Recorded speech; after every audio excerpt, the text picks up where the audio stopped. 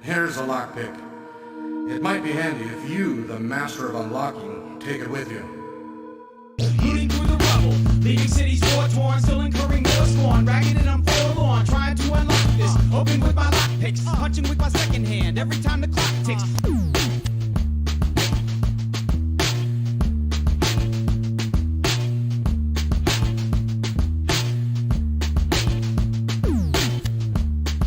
All right, there you go.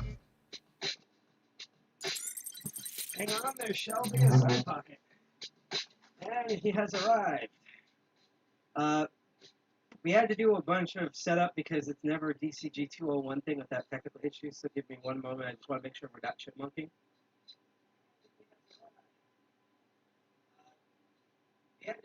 Okay, so I think what I just have to do is adjust the sensitivity on the microphone because I sound really far away now. Because usually I have around this, by the way, the Kilroy you see in the background is DCG 201 member Shear self. I'm not even kidding. It literally is like that. Like when you sit straight up, it's just your eyes. And that he's looking at the cat doing a similar thing on the other side. So, I believe you can all hear me now. So, oh great. I turned into that fucking commercial, didn't I? Can you hear me now? Good. Give you the one that, like, what was it? Sprint post for Verizon? Yeah. Because he now does Sprint commercials. Even though I think what Sprint and T-Mobile are the same thing now. Anyhow, hi, welcome to this show. I don't even know how to start this. Here we go. People online refer to me as Sidepocket. I am one of the two co-founders of DCG 201, formerly known as DC 201 or DEF CON 201. As the name implies, we are one of the many, I just realized about something here, many DEF CON groups across the nation and across the world. The 201 stands for the area codes as a little hint. So 201 is New Jersey, and particularly we're in Jersey City, as it says at the bottom of the screen. And this is the part where I step away from the camera in order to post links, because this is the type of professional setup we have.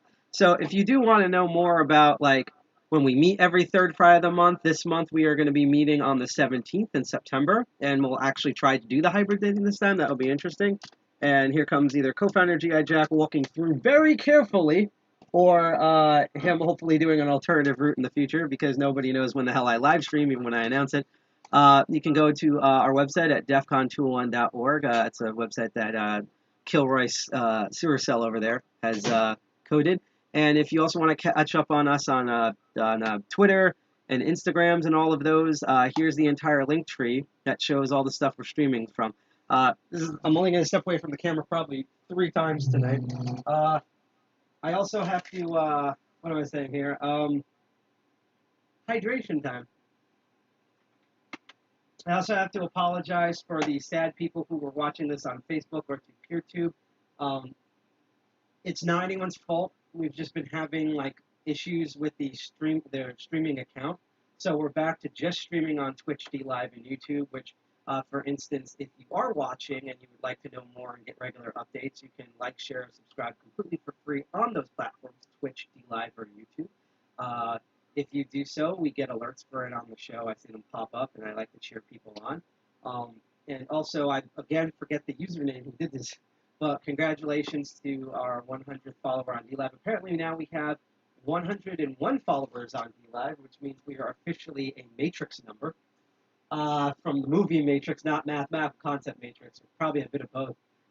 And the funny thing is that now we're trying to, I swear this wasn't the plan, we realized there was one other thing here, and that is now we have to get about 18 or so more followers on Twitch in order to fully qualify for the Crypto Superstar. So now, all the people that are watching on Twitch is where you can help us out all month, where if you do follow us for free, A, you get a prompt during the show, we cheer you on, but 2 is that this will help us upgrade one of our accounts that we're live streaming.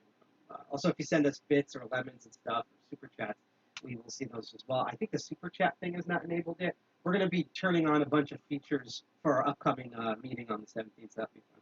So anyhow, what is this particular show? Well, as the logo in the corner describes, I have 2 shows, and this one's called The Master of Unlocking. Spoiler warning, I am not considered by multiple, I know what I'm doing, but I'm not considered by, like, Tool, the Open Organization of Lock Pictures, at TOOOL.us. It's Tool with 3 O's, if I count them correctly. I'm not the rank of master. As you saw with the intro, I'm just a huge giant gamer dork Resident Evil fan, and I just thought that calling the show the Master of Unlocking after the Jill Valentine character would be absolutely hilarious. And by the way, also you might notice that I am past my isolation period from Delta, so I don't have to wear a mask. He gets to not die around me, and which is what I've noticed when I was isolating with the mask. So this means we have like dust allergies or something, or I do. Notice how you could perfectly hear me through the mask. And now that we're live streaming, I have Niagara Falls of boogers I'm trying to hold back now, which is why my voice sounds even more nasally than what it is. So I'm going to do something gross real quick off camera. You can probably hear this. All right, there we go. I'm probably going to be doing that frequently way off camera at some point, though. But yes, this is the show, and what we get to do on the show is we get to look at lock mechanisms.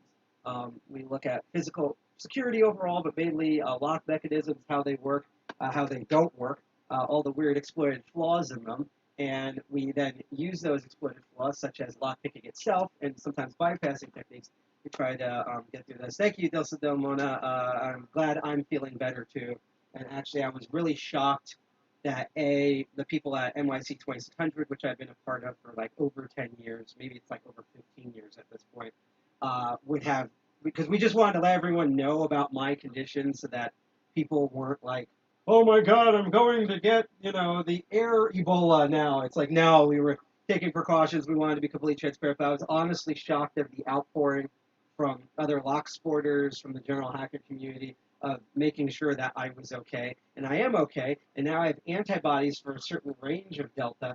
I'm excited to eventually get the booster shot so I can be somewhat impervious to Delta and other strains overall. So I'm really excited for that. And this also tells you that even if you get vaccinated, be careful out there. There's a lot of mask mandates going on right now. Wear a mask. Hey, Dark Arts, stay tuned because I actually have a special shout out for you on here. And I promised that on the second Master of Unlocking, which I believe is on the 19th, I'm going to do something even better involving something you have initiated. So I'm trying to do my best now, but I promise the next episode will even be better with that thing. But yeah, what was I going to do? So this is a show where we look at lock mechanisms, we look at things like lock picking, bypassing, all sorts of things, to look at the security basis of all the physical security locking mechanisms that we see in our everyday life. Before I go to the thing I'm going to intro with, as well as the core pun semi-intended of this episode, I do want to go over once again that while this is not a Tool-sponsored episode, despite me being a Tool member and an instructor for this, that they have two really good rules that pretty much all lock sporting communities that are worth their salt follow. And we also follow them on their show because they're good ideas overall. They protect my butt, they're going to protect your butt, and make you be a proper person in lock sport. And here are the two rules. One of these days I'm going to get a listing for these as Shear advertises his amazing laptop. One is that never pick locks that you rely on. Every time you pick a lock, it makes that lock more susceptible to the picking techniques, and you have no idea how many times, despite me saying this rule, and I actually real quick, now I'll go back to the rule again. Hi, Night Owl. Night Owl is one of them, probably like the mentor for this. He's going to probably correct me a lot during this episode because he is like ginormous Mojo Jojo brain of lock stuff, and I wish I was exaggerating. And he just wrote, glad you are not underwater, and I had to think for a moment because I just realized I believe you meant underwater from the tropical storm and hurricane that hit us, and that sometimes when the microphone sucks, it sounds like I'm underwater. So when I thought you said, glad you're underwater, I'm like, oh, he can hear me fine. I'm like, oh yeah, we're hit by a terrible tropical storm, which is why we have all of this free water here, because, Jersey City is basically one of those horrible Democrat socialist cities, which is why we're actually healthy. Yeah, it's like so, you break a water main here, and they're like, okay, here's some free water. Just please be healthy, be safe. Break a water main in New York, it's like, Forget about No, it. and You're on your the own. brick and mortar are made in New York, and they're hoping that the Ebola they put in the water will kill off more people so they can add more tourists. Yeah, I guess. So, anyhow, we actually love visiting New York and stuff. It's just, yeah. But again, so don't pick locks that you rely on. I'm always shocked of how many times when I teach people things that their first instinct is like, oh, I have my gym lock or the lock on my front door. I want, no, don't do that. Every time you pick a lock, it's more susceptible to that technique. So if someone else does it, it's going to work more often. You run risk of breaking your own tools in the lock. You also definitely risk wearing down that lock mechanism, and I should know because I've had to replace a couple of locks in my training kit, as well as do repairs and lube maintenance. No more WD-40 anymore, and yeah, it's just not a good idea for you and your own equipment to do that. And the second one, which Nat Owl spoiled in chat, is do not pick locks that you don't own. Oh crap! You were flooded too, Night Owl. We'll get to you in a moment. There, you're right. I spent most of a day getting all the standing water out of my workshop. That's the other form of it. Yeah, the tropical storm really tested physical security overall of a lot of places. And real quick, what I find amazing is that, as N Commander calls it, Chateau 201 is like one of the shittiest buildings that have ever shit to built. And so, of course, every time we get a blizzard or a hurricane, this building stands up with all power. Yeah. I don't know. Basically, it's like how I'm always lucky on Friday the 13th, and my life is shit every 365 days of the rest of the year. Every time there's a natural disaster, this building's fine, and then when like the storm's over, like we'll just close the front door and half the building falls over. So that's what happens. I blame the concrete walls. I blame the lead probably lining those walls that the gray aliens put in. But the other thing is, do not pick locks that you don't own. I'm going to have to throw over a lot because the chat's lively.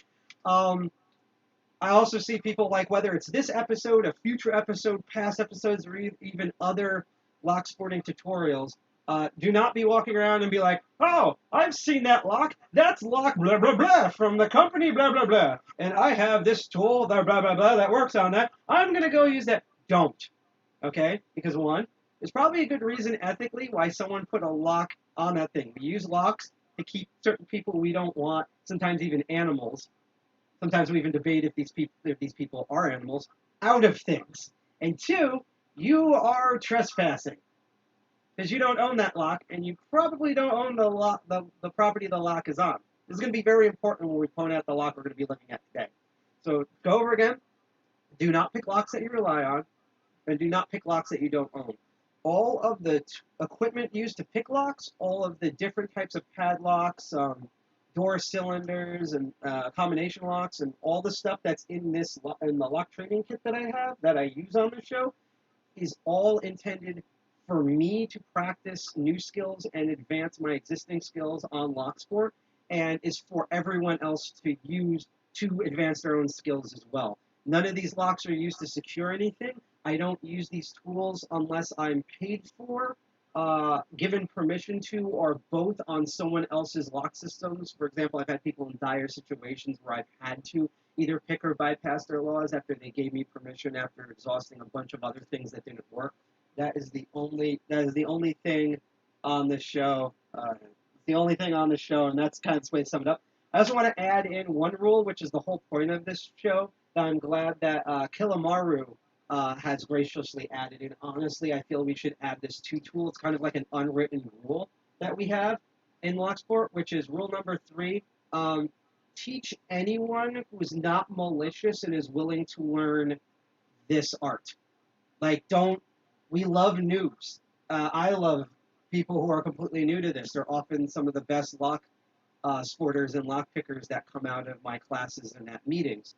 So if you, through this and other things, know your stuff, and like what I'm doing right now, and there's someone who wants to learn, keep doing that.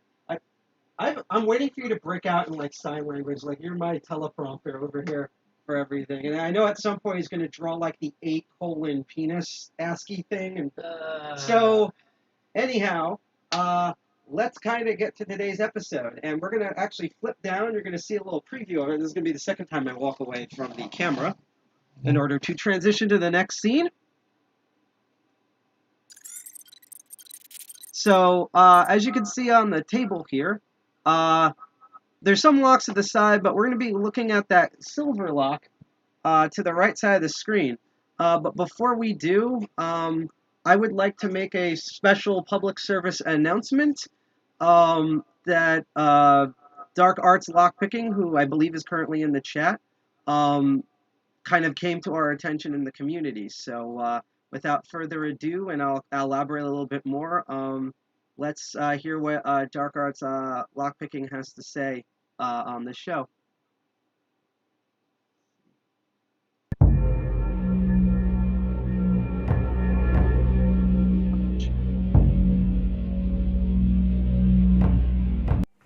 Alright, so we're about to head off to work, aren't we? Yeah. And I just checked the updates for the Bronx Lockpicker 60. Yes. And how much have we raised? 1,045. $345. Which is awesome. And I was on the phone to Don's Locks the other night, wasn't I?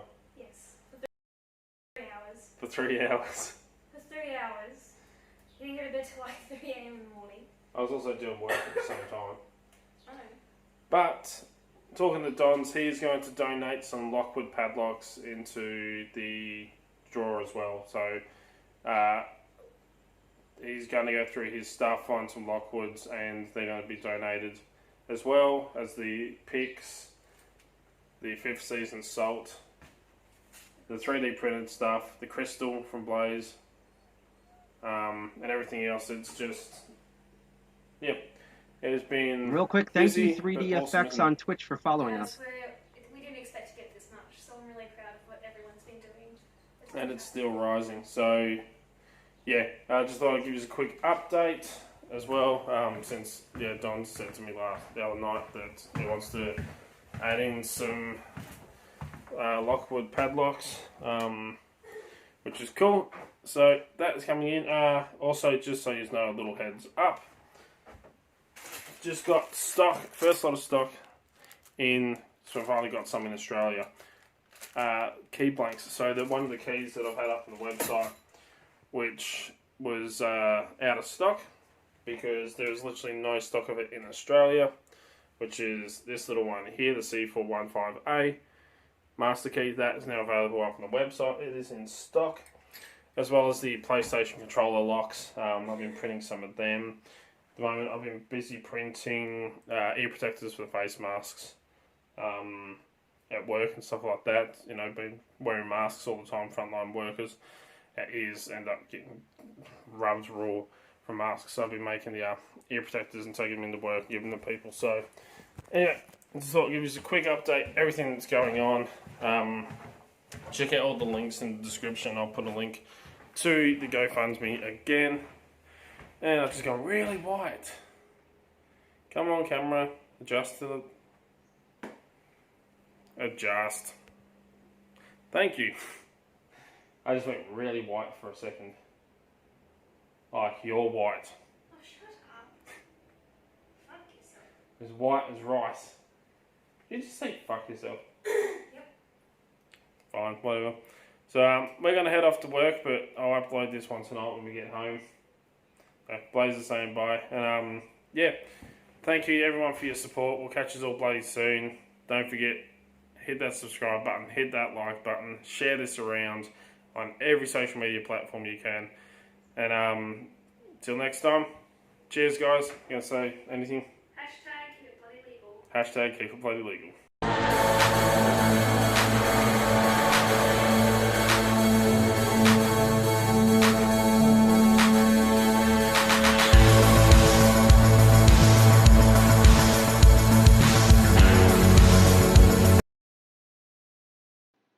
So, first of all, I would like to say that I've always complained in the past that I feel like I'm the only person with long, lanky fingers and tiny hands in the lock sporting community. I am now also quite convinced that I feel that all the other lock sporters are way more handsome looking than I am. But on a serious note, as listed here, and unfortunately our logo is in the way right here. Let me see if I can move this. over to the side temporarily. There we go. But there is a person in our community named Bronx Lockpicker, and unfortunately, he lost his daughter and only child to cancer a little while back. I believe it was a couple of days ago.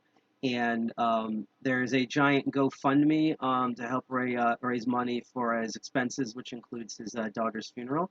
It is currently, I haven't refreshed the page since I loaded it right before we started, but it's currently slightly over $2,000. The goal is $5,000 for the overall thing.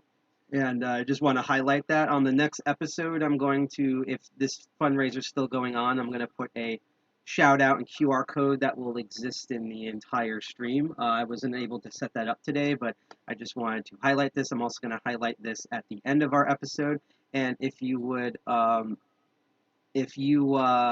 want to donate directly to this, here is the link in chat that goes directly to the webpage that you see here to help cover Bronx Lockpicker's expenses to the horrible tragedy that has happened to him, and also my personal condolences to him, his daughter, and his family, as well as condolences for all of us at DCG 201 for the unfortunate events that happened to them. So if you want to help with that, I put the URL in the chat. That URL is going to be popping up throughout the night. And next episode of Master of Unlocking, I'm going to have a more permanent thing set up here. I'm also going to donate as soon as I get some funds from my job to here. So without further ado, after that, let's get right into today's episode. Let me just switch back here, and pow. This is where I move the logo back here, and then we're going to put the camera back on so you can see my horrible mug. Here we go. All right, let's get to the fun stuff. So, as you can see here, these are my two cases. I covered these in a previous episode that I've upgraded all of my... Oh, I forgot to say, one of the reasons that Dark Arts is doing this is that Dark Arts, for people who donate, I don't know if it's a certain amount. He could probably type details into the chat, but he is, as the video showed, he has a bunch of prizes, mainly of 3D Locksport stuff, that he's going to give out as random prizes to donators. Again, he'll have more details. You can ask him in chat. He'll probably say a bunch in chat. So everyone who donates in can win a bunch of stuff. So, you know, I mean, I'm just going to donate just because that's a horrible thing to happen to someone, whether they're in the lock sporting community or not. And I want to contribute when I can, when I'm financially available to. But for some of the more, how should we say this, U.S. libertarian out there of people on the internet, it's also nice to know that you're going to get something really cool out of this too. And thank you, Dark Arts, for being able to do a sort of raffle to give back to people who are giving back. So, this is what we're going to get to. So as you can see, I have two cases here. This was my old lock sporting case that was given to me by a bunch of tool members a while ago. This case currently has, and we might need these, the amazing custom bone-styled pick that Killer Maru sent me, mainly because it is way too tall for most lockpicking cases, so I keep it in here. And I also have my wafer picking rakes in here, just because this kind of ran out of room. And what mainly this is used for is a bunch of different bypasses. I usually have handcuff keys in here, but I haven't put them in back yet. The different bypasses and shims and decoders and stuff go in here, and it's way more manageable. This is just in case. That's actually what the case should be called, a just in case. This is my main pick set. That it's a mix of different stuff, but most of it, including the case itself, is from Sparrows. The case and series is known as the Creeper set. I already covered this on a previous episode, so I'm not going to give a tour of this, but I just want to explain what these cases are. And the reason why I have both of these out is because of what we're going to be covering on this episode. So this is a Best padlock from the Best company. That's why they're called that. And that I, see if I can focus a bit more on here. I was actually kind of panicking because, I'll put it this way, because I always like to dox myself on my personal life on the show. So the good news is that My work is seasonal, and I'm going back to work, and I'm actually going back to work with a major raise. And I'm also have a path to promotion in the next couple of weeks. So I'm really happy. The problem is that it's a staggered work release. So they're like, it's not just that they're giving me like chunks of money until I get to the big money, but it's also that, and you don't have to thank me for sharing this. I'm going to keep doing this until everyone hits goals for the fundraiser. So as long as the fundraiser is around, I'm going to keep mentioning this and pinning it to things and stuff. But what was I saying before? I was panicking because I got paid a little bit on Friday, and now I'm going to get paid the day of our meeting. Now, if you've ever ordered Locksport stuff online or even just locks online, they take a minimum of like 4 to 6 days to arrive. And there's only so much stuff I can get at local hardware stores. So I'm running around going nuts being like, what do I do for the show? Do I try to go over old topics? Do I try to do something like, what can I pull out of my butt to do this? I mean, pulling an entire padlock out of my butt would probably be amusing. It'd also ban all of our accounts. Although we did thought we would get banned during our November meeting about hacking sex, and we only got banned on Chatterbait, the place where you expect titties. I honestly think because we had no titties, they banned us. Maybe. But anyhow, so I was wandering around like, what am I going to do for the show? The show is in 3 days. What am I going to do? And then when I was crossing, I noticed there was something glistening that I guess the trucks were seeing the reflectiveness of, so they were avoiding it on the road. And I walked up, and I just found this vest lock sitting in the middle of the highway. It either fell off of something that was contained on a vehicle, or maybe someone threw it out the window, or something happened. But this lock is essentially abandoned, so I don't rely on this lock. I don't even have the key for this lock. And no one owns it because it was just sitting abandoned literally in the middle of the road. So now it belongs to me. And I guess this is one of those like, the fire pit into the fire things. Because I guess on one hand, it's not trying to lock a shitty truck or something anymore. On the other hand, it wound up in a lock sporter that's now going to put this in his lockpick training kit. So when there's intermediate to advanced lockpickers, I'm going to give this to, and basically this thing gets to be abused most of its life. Like I told people at certain clubs that I go to, people were like, well, do you have any like submissives like in BDMS scene? And I'm like, well, I don't hear all my subs are in my case. Because those are all the locks that I use to train in for this show. Okay, Night Owl has story Wikipedia time. Frank Best was the founders of Best Universal Lock Company, and this is what I was going to get to, too. Thank you for spoiling it. Inventor of the SFIC, or SFIC, and initially ran the company from his living room. Kind of like how we run DCG 201 in our living room right here. So yes, that is true of the background. Again, unlike the Master Lock episode, which I'm actually both glad and upset that Night Owl couldn't attend, because he would just be like, no, you're wrong, it's all of this, and just like Wikipedia'd my entire thing. He's probably going to go back now and do comments on that episode just to spite me. But thank you for that, Night Owl.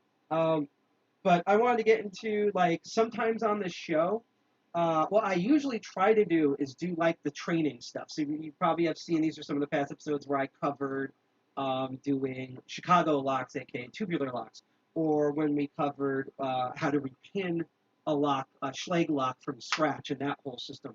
Those are the episodes that are normally done. But sometimes, and now it's starting to become almost half the episodes, I'll sometimes either buy a lock, or someone gifts me a lock, or in this case, I found a lock where I have no idea what this thing is, or I have a theory of what it is and how it works, but I have no idea, and I purposely do not do anything to a lock like this until I'm on air so that you can see, or I do very minimum research so that you can see my raw reaction on here.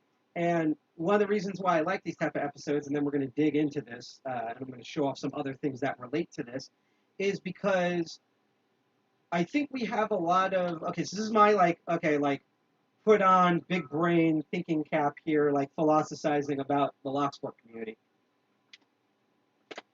Now, I love Bosnia and Bill and the Lock Lab channel.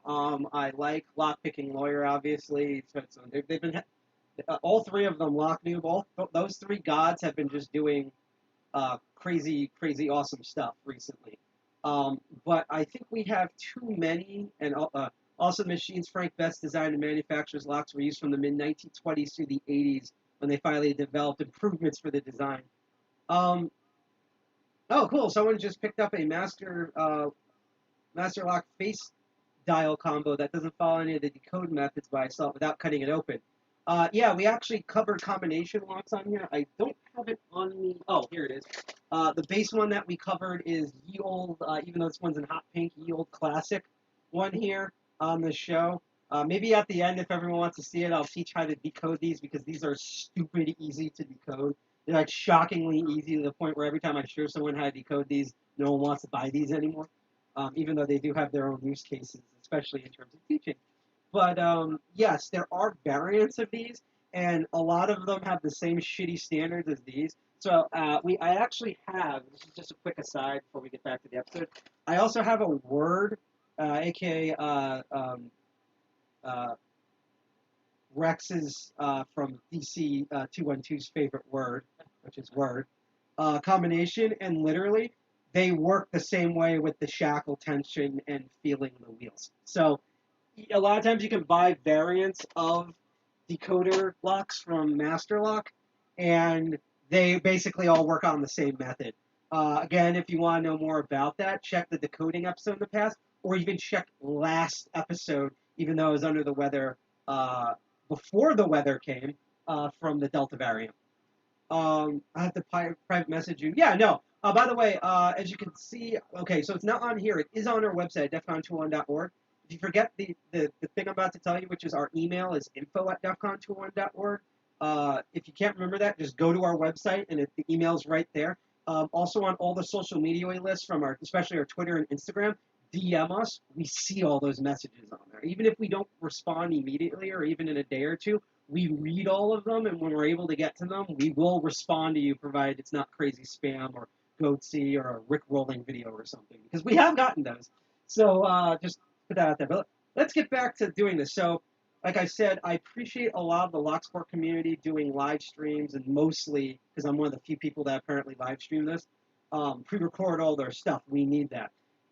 What I feel like we lack in the community, especially on the internet, we do this all the time in person, and I think that's why we forget to do this on the internet, is seeing how someone start to finish, even if they can't open the freaking thing, attacks a lock or deals with a lock that they don't really have a background on. It's just like, here's this lock, and you don't know.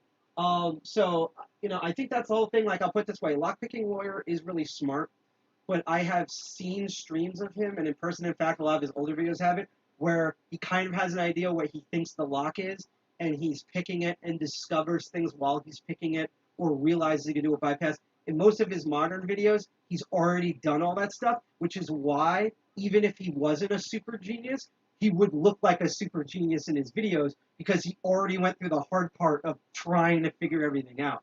What I try to do, and I've noticed other lock sporters have been doing this, and thank you for all of those who have done this, is trying to, even if it's not a live stream, make videos on how you actually attack locks. It's kind of like how a lot of times we talk about science and science factoids and things, but we rarely talk about the scientific method, which is what you actually use to discover and test those theories and facts.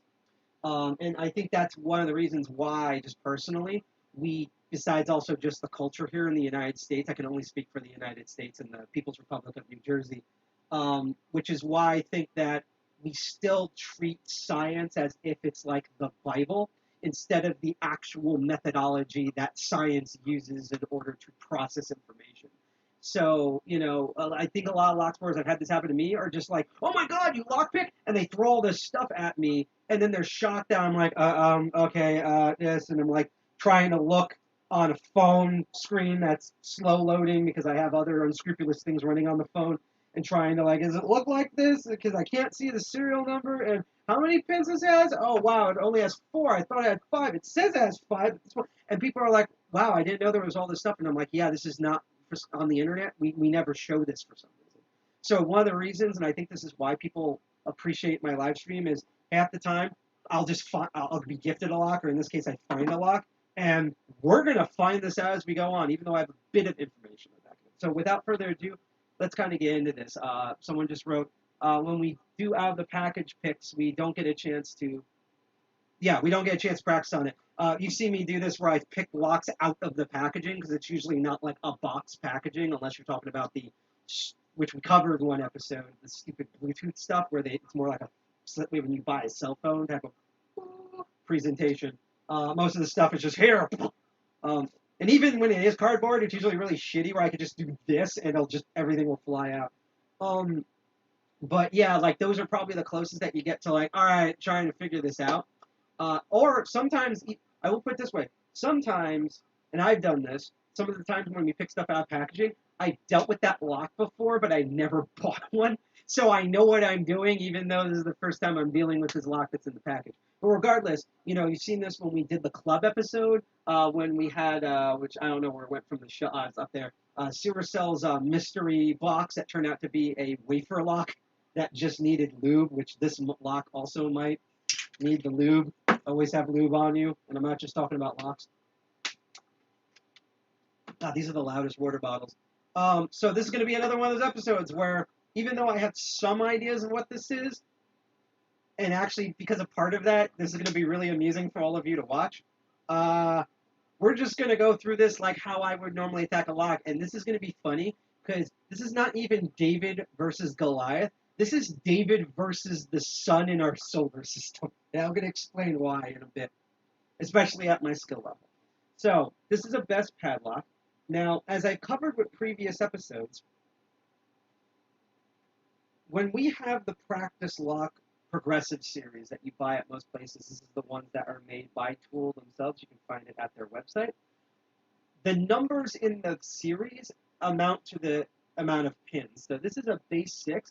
We're going to go back to this in a moment. That means there are 6 pins in this lock.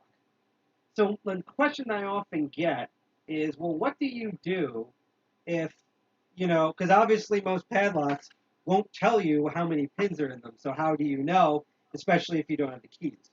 Well, what you do is you take a flat side of a tool. Usually I would use a half diamond for this one. But in this case, the city rake will actually do for this. You just need something that doesn't curve at the tip. You could use a hook for this, but it's a little bit more difficult, especially if the curve is not steep. In this case, like try to go for a tool that's completely flat on its edge. If it's thin enough, you can also use the handle part of a bottom of the keyway lock. This one is super thick, that's why we're not going to use this. But just any sort of lock-picking tool that has a flat background on this. Some of you probably already know this because I've taught this before. What you do is you take that flat edge and you face it towards the pins. So when we look here, that best logo, you can also look in the lock and see that first pin or wafer door in there. That's the pin. So we want this flat surface pointing towards the pins, or in this case, because we're in the United States, pointed up. And you're going to insert that tool in the keyway all the way into the back, and then you're going to push up. And ooh, this is difficult for this particular lock. And this will pull up all the pins, and you're going to very slowly, like millimeter by millimeter, pull this tool out as you're pushing up on those pins. And what that's going to do is it's going to make each pin in sequence drop, and you count each drop. Now, I'm not sure because I still have to calibrate this for the next episode. If it's quiet in a room, you should be able to hear this. If it's not quiet, don't worry. You're going to feel this in person. So even if you don't hear this on the camera, I'm going to count out loud because I can feel this and you feel this at home. So we put flat edge pointing the pins all the way towards at the top. We're going to press up, and I'm going to slowly pull out and count. 1, 2, 3, 4, 5, 6. And I think we missed something in there. Always do this twice, just in case. Because trust me, this one's really weird. Also, the paracentricness of the keyway is not helping. 1, 2, 3, 4, 5. Oh, see, this is what I mean. This one's tricky. I'm actually now going to switch over to the the half diamond one, because I might be able to get a more accurate reading with this. And I'm going to explain why this particular one's really hard to gauge. 1, 2, 3, 4, 5, 6, 7. I'm going to do it one more time. This one's more accurate. Here we go. Probably thinner, too. These are 25 thousandths of an inch tools. 1, 2, 3, 4, 5, 6.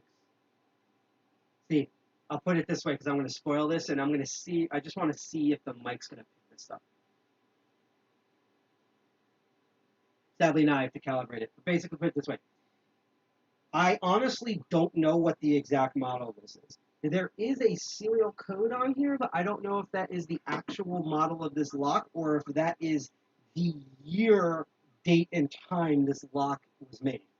But what I can tell you is, as Night Owl kind of spoiled, this is a 7-pin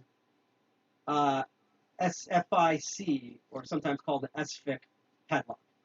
And I'm going to explain what they are, as Dark Arts Lockpicking partly spoils how I was going to explain this. First of all, this has really soft springs in it.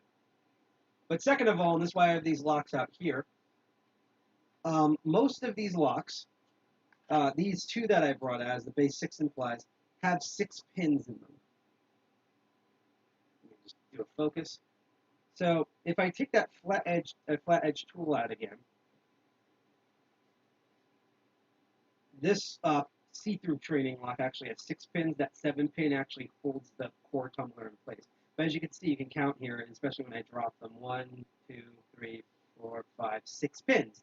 A common one that has 6 pins are these Avis's series padlocks. This particular one is a long shackled 7240 that I think I'm going to order another one of these just because something was weird about the gauge in them, which is why I can't do the bypass. But this one also, as I have a hard time fitting it through the keyway. But this one also has 6 pins. And because we have the key, I'm actually curious about something. Yeah, no, if you look at the key here, you can actually count and see. Focus more. It's like me in school. Focus!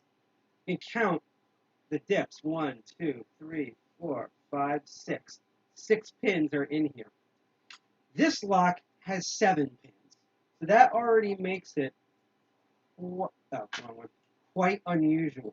Oh, I'm sorry. That one, I just did this wrong. This has 6 pins for this one. This is the actual Avis, but you can also count the dips in it here. So let's see. 1, 2, 3, 4, 5, 6. So this is also a 6-pinner. This best lock has 7 pins in it. So currently, because I don't own any dimple locks or some other unusual locks that I want to get, this officially has the most amount of pins that you can have in here. The other thing that makes this really strange, and this is kind of cool, because essentially I'm doing this lesson ass backwards. When I complete this set, probably either in November or December, I might be able to leapfrog and do it in October, depending on how my money and shipping goes. I will end with this lock on that episode and when I teach this in person. And this is going to be the intermediate to advanced one that people get to practice on. The reason why I'm saying this is ass backwards is because of what SFIC means.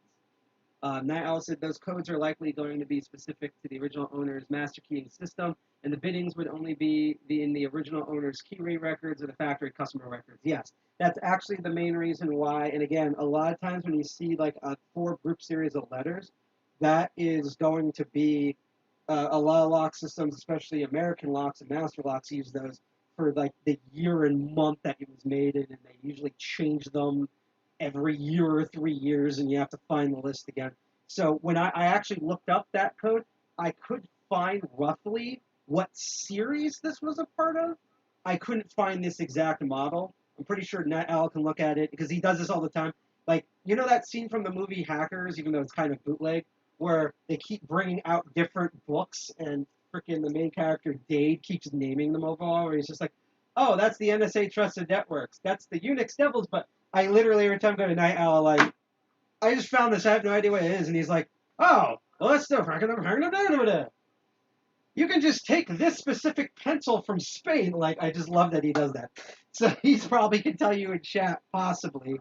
And actually, that would be a nice trivia quiz for him of what exact model this one is. And I can read what it says here. It says dash, there's like an uppercase dash K8X on its core. But let me explain why this is going to drive me nuts and why this is going to be, I don't even know what time it is, particularly a short episode here. We're going to be doing this for roughly another hour because of what SFIC is. So you probably have seen that I have two cutout practice locks from Sparrows. I normally use these, and I specifically got these. This one is the spool variant, and then I have one in here, which we're not going to look at because of the confusing way the bitting works on it. I have one for serrated. And I use these two as visual trainers along with the spool progressive set from Tool, and I'm eventually going to get another spool progressive set and actually change it out so they're all serrated pins but in the same progressive order on how security pins work.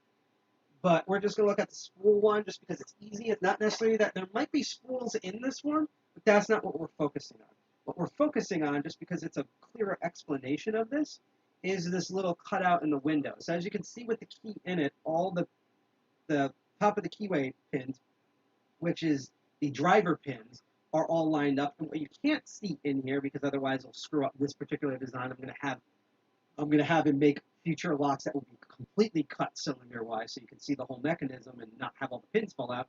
What you don't see are the key pins at the bottom are also lined up. And because everything's lined up perfectly straight because of the bitting, that means there's a gap between the two, as I've said in past episodes, where the core of this can actually rotate, and that's how you open the lock.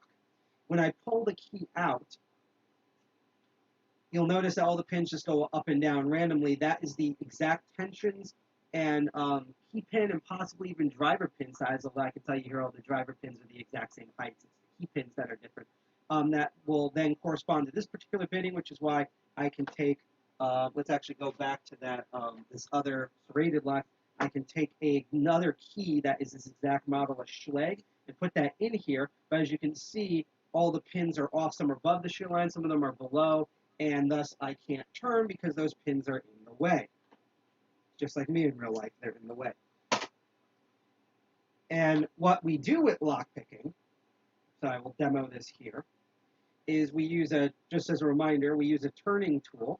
Normally I hold it like this, but just so that I can display here, and then I'll read because I'm pretty sure I will just announce what exact lock or close enough this padlock is.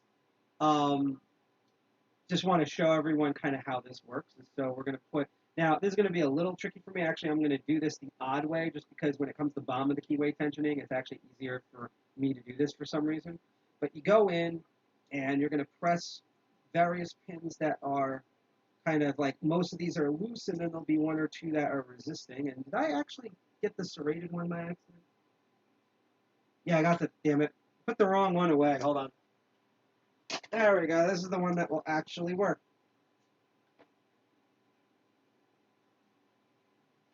So we're going to go in here. We're going to put some extremely light tension on this.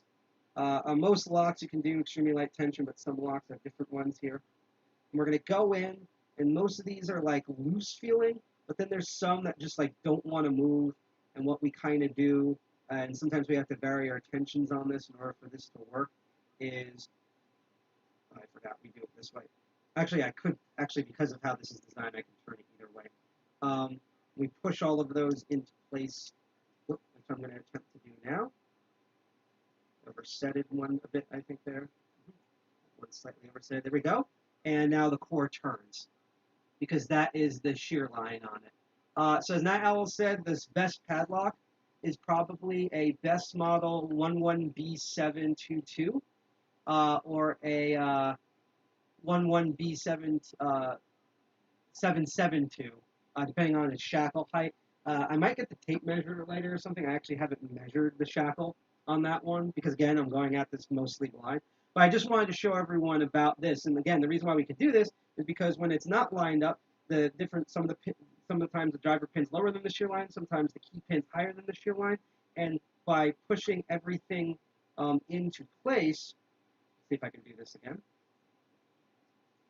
There we go. By pushing everything into place, by basically, especially pushing the lower driver pins up to their shear line, we make that even like we had the bidding, and we can go there. Now, why am I going through something simple or redundant like that? Because unfortunately, why I don't have the video for this, and I will eventually have a cutout or demo of this. And again, I'm going to explain why I've done this episode ass backwards. Let me verbally explain, even though probably someone spoiled it in chat already, what an SFIC is, or SFIC is. So, an advanced concept that I'm going to actually use SFIC padlocks for, just because they're the most easy portable ones to use instead of carrying around a bunch of coarse cylinders from doorknobs, that's just me, is master keying systems. And we're going to cover this in a future episode because, again, I'm building an entire, in the same way I had these intermediate locks that I spray painted the lock bodies in different colors that correspond, which I'm going to bring out in a moment, to different colored keys that each cover different concepts such as pinning high-low highs, low-high-low, black challenge one that's harder to pick for beginners but easy to rake open. I'm doing a similar one with cutout practice locks for master keying. And the base way I can describe this is, so imagine you're in a building, let's just say, because this is the most common, is an office building, right? And obviously, you're going to want, let's say each employee has its own room. So obviously, you want to give people each key that corresponds to the bidding of those rooms, but you don't, that their key can work on their office, but like Fred from accounting can't use his same key and open Carl's key and go in and rub his butt on the computer monitor and eat all of his Cheetos and stuff like that. That makes sense. It's just like an apartment complex or individual homes or locks in locker rooms and things like that. But now imagine, you have the super, and the person who supervises the entire cubicle set or the building set needs to have access to all of the rooms the employees work into. So, yeah, I know, I always say that's verbally. I'm just, a small format IC is the other way to say it. I just say SFIC because, and I always follow after I say SFIC just because some people are like, huh? And it's like, it looks like it says SFIC, but this is how it's pronounced. Thank you, Dad Al, for that. But, so the super is going to need a way to access all of the cubicles that each have individual keys on the door. Now, the hard way to do this is that he could have a giant key ring with each individual key. But imagine if you have like 10 cubicles or even 50 ones, you're just going to hear freaking reindeer jingles everywhere, and the key ring is going to weigh like 10 pounds because that's a lot of keys. The easier way to do this is if you could mathematically do the keys so that while each individual key works on its own room on the door, it doesn't work on another, that all you need is a single key that will work on all of those rooms. And that is a master keying system. So what you mainly have with master keying is usually you have the same exact size, usually in most cases, and the one I'm going to have for demo in the future, I just forgot it, driver pins. So that all the pins on the top that look like soda cans, all these driver pins are the same size. But if you can see where the key pins are, they're going to be short key pins of different lengths. They won't be the same heights as like a key pin in just your your grandfather's padlock, depending on what era your grandfather lived in. It might be a wafer lock, or even a warded lock. But so instead of like all the driver pins the same heights and the key pins at slightly different heights, they're gonna be either really short or like shorter than usual. And then there's gonna be what looks like a really tiny driver pin. And that is actually the master wafer in the name master wafering system. And as Night Owl wrote, Frank Best specifically designed, because I'm going to explain what this relates to, the SFIC because of how much he hated the giant keyring he had to carry around as a school janitor. What I hate, by the way, I'm mad I didn't rip this video. I think the video went offline. I wish I could have it. There is a PSA that Kwikset made for their smart keying system, where it's this actor who's like dressed as a janitor at this apartment complex, and he has these key rings with all these giant keys on them, and the master keys for all of them, and they call him Mr. Jingles, and he dramatically throws all these key rings with like the 8 million keys on them into the dumpsters, and then shows that why he doesn't need them anymore, why that name's dead, because he can use the smart keying system to rekey any door. That video used to be easy to find. I can't find it anymore on YouTube, so now I'm worried that the video is gone. If someone has that video or knows where it is but needs help ripping it, please, because we need to archive this video because of how amazing it is. But let's get back to the topic. So again, in a master keying system, a traditional master keying system, all of the driver pins or the pins on the top would all be the same size. What changes is that the key pins are shorter overall than normal at different heights, but still shorter than even most standard short key pins that you get. And then there's going to be what looks like a mini driver pin between that key pin and the actual driver pin. That is the wafer in the master wafer. That's what they're actually called, as master wafers. So,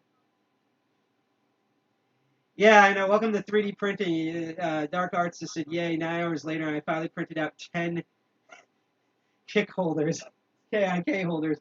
Yeah, yeah. For some of these, particularly the tool ones, I'm going to 3D print out so they're the same lock bodies as the Sparrow ones because these are just way easier to hold.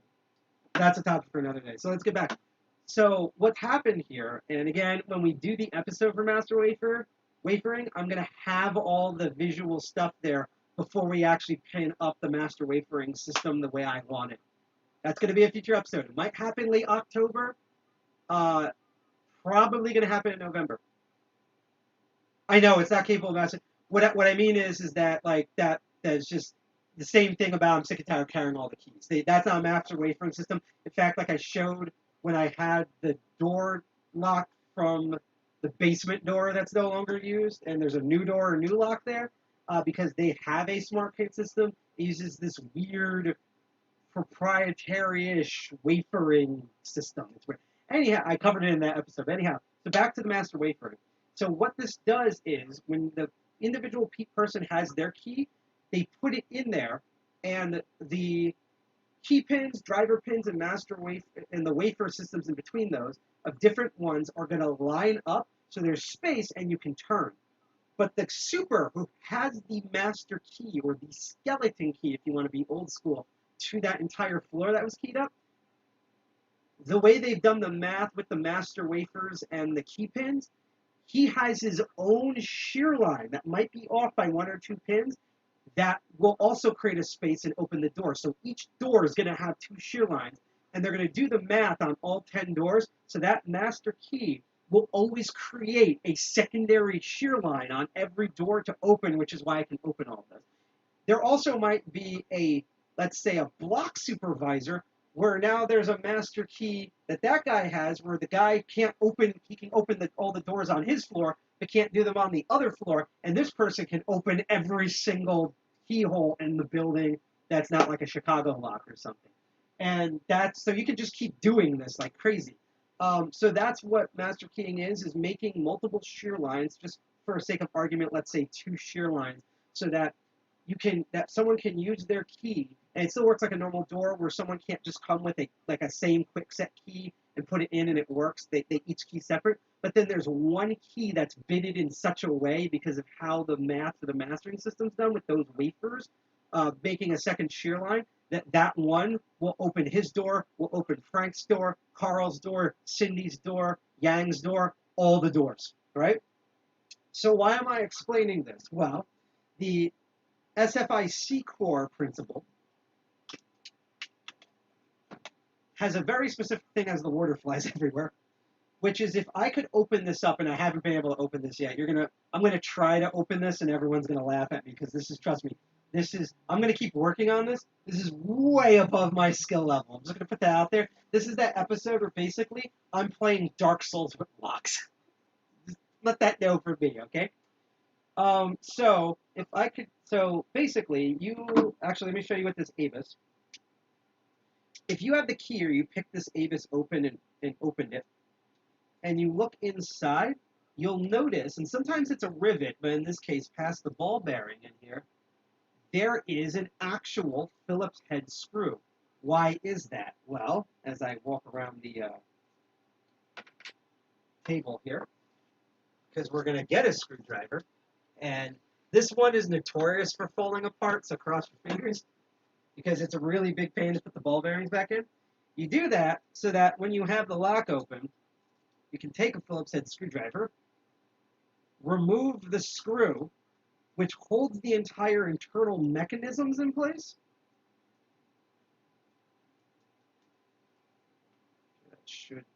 Yep, there we go. So we just removed the screw, and now I can slide this entire lock body out. And I can put a completely different core in here as long as it's the standard size. Now you'll notice with this best lock, it's larger, because that's what she likes. But this is the same design where the keyhole and the key pins are at the bottom, and all of the driver pins and springs are on the top. And yes, Niall says the C and SFIC means core, so I know it's like saying ATM machine. I'm just trying to make sure everyone follows along, okay? Sometimes sometimes I'm an idiot. You're going to really see how much of an idiot I'm going to be today because this lock's going to kick my ass as I put it back together. But sometimes I do explain things in a non-kosher way just because I've tried actually just saying SFIC,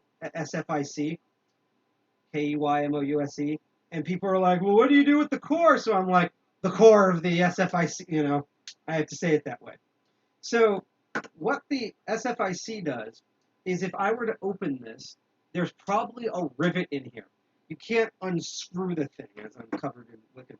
The reason is because basically, what if you were lazy and you don't want to open the thing and then find the right screwdriver and go in and pull that out and then put it back in? There are two shear lines in this lock. One of them is known as the operational shear line. And that is for its operation. And its operation is working as a lock. If I had the key, I'd be able to stick the key in this best lock, turn it, and that would move the actuator, and the shackle will open. I can lock it on, I can put it on something, push it in, relock it, it's on there, thing like that. Just like any of the padlocks that you've seen on the show. The second shear line is the control. And what that shear line will do is when it reaches there, you'll be able to turn this and it will disengage the holding mechanism and you can pull the core out with the key. And then you can put a new... So instead of me having to open it and take the extra step of finding a right screwdriver in my bag of 8 million tools and unscrewing it and the screw falls out and then everything flies everywhere and I have to find it, you just grab the control key, put it in there, pull the core out, take another one with the control key, put it in there, lock it in, and that's the new core. So that's why I had to explain what master locking and master wafering is. Master locking would be, I'd just be like, open, and it would just open on its own. But that's why I had to explain what master wafering is, a master keying system, because it uses the same principle in order to not only act as a locking mechanism, but to easily remove the core, to interchange the cores, so that you don't have to use excess tools like screwdrivers and stuff to do it. You can just use a different key. What this means is that when you pick and possibly even rake these open, sometimes it's like a gamble. And I've known from talking to like lock pickers who are way more better at this than I am, they even have a tough time with this. I think Night Owl could tell you. Sometimes if you know a particular lock that you have personally, not from a series, you personally, you can start to kind of be like, okay, this is what I have to do in order to pick it to control. and this is what I have to do to pick it to operation. But if you're just given these locks, even the most like expert lock sporters, half the time they'll pick it operational and it turns and it engages. My favorite is you try to go for that and you'll pick it on the control shear line, and the entire cord just slides out. Everything flies everywhere.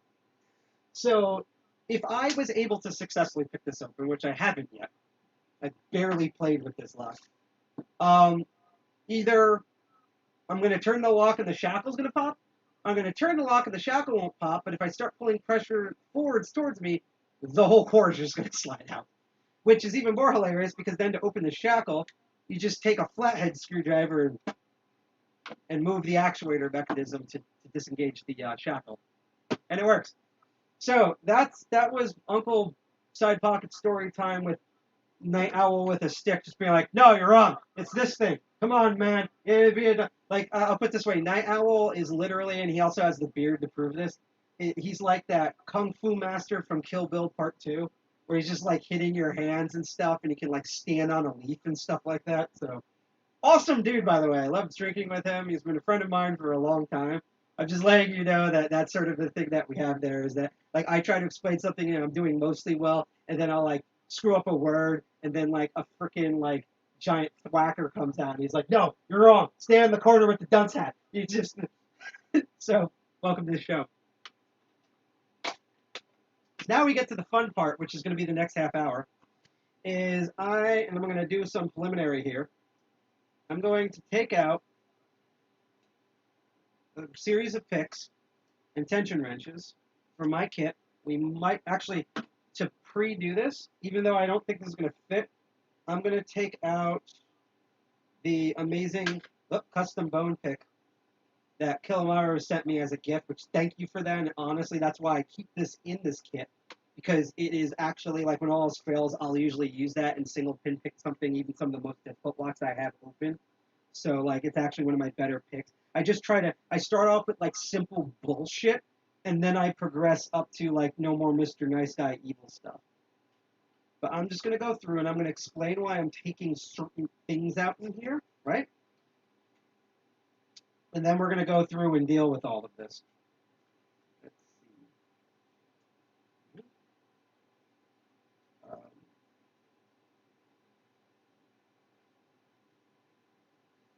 Take out the Monkey Paw just in case. I'm not going to use the Medusa for this.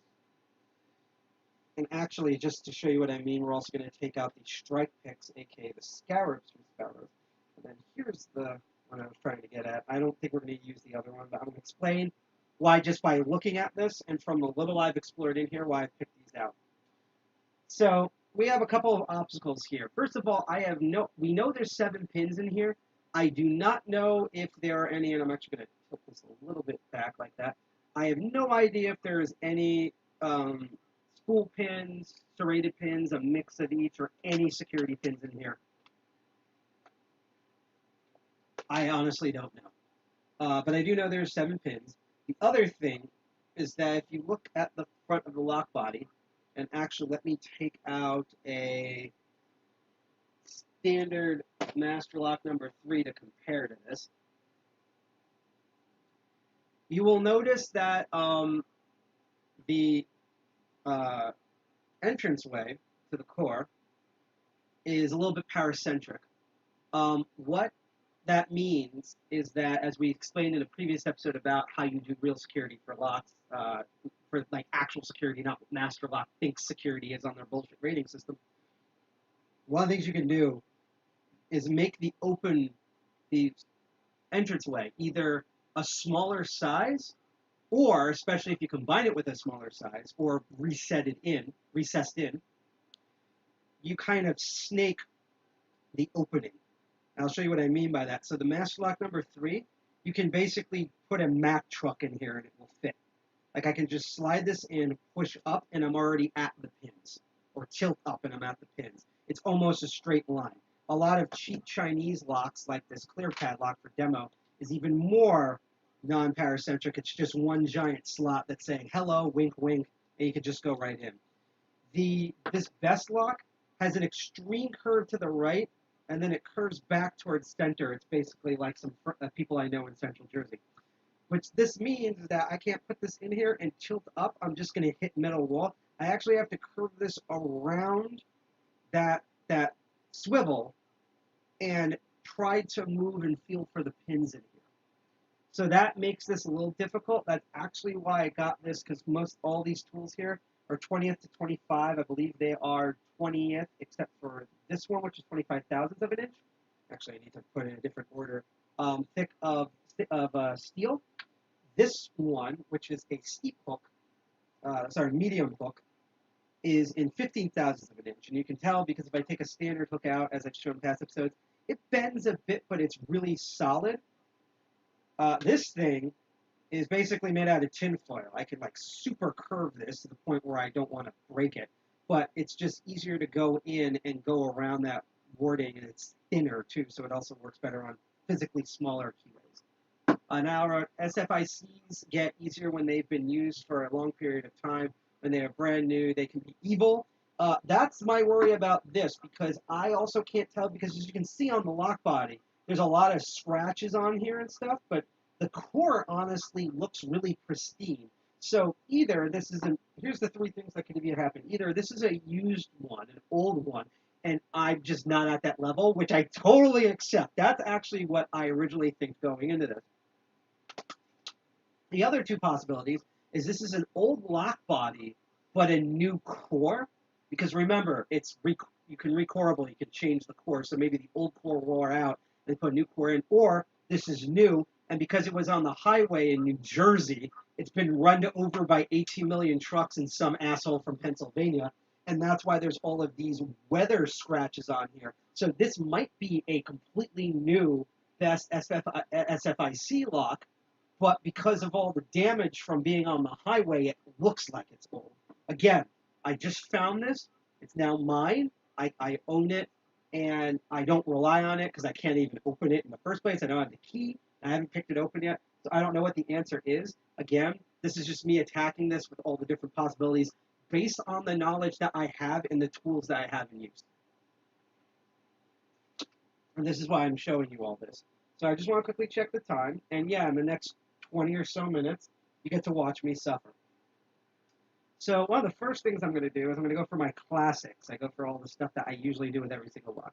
So I'm going to put in, this is a very thick, this is basically like 20 thousandths of an inch, possibly thicker. It's almost like a pry bar type bottom of the keyway that I actually got from the same Chinese manufacturer that the clear one came in. And actually, believe it or not, even though Chinese locks have like a reputation of being like stupid easy to break half the time, and that their tools are way too big to fit into keyholes, there's enough wide keyways in locks from America, especially master locks, that usually this is my go-to, especially with how long it is, how much I can control the tension because of that length, and also because of how thick it is, it can actually fit into those giant keyways. That this is actually one of my most used bottom of the keyway tension wrenches, so I always go for this first. But as you can see with that curve, normally it would be set up like this, but because of that wicked curve, I'm kind of like tensioning in this from the bottom. I'm also going to pull it out slightly because the twist in it is slightly grating that bottom. Now, here's my theory.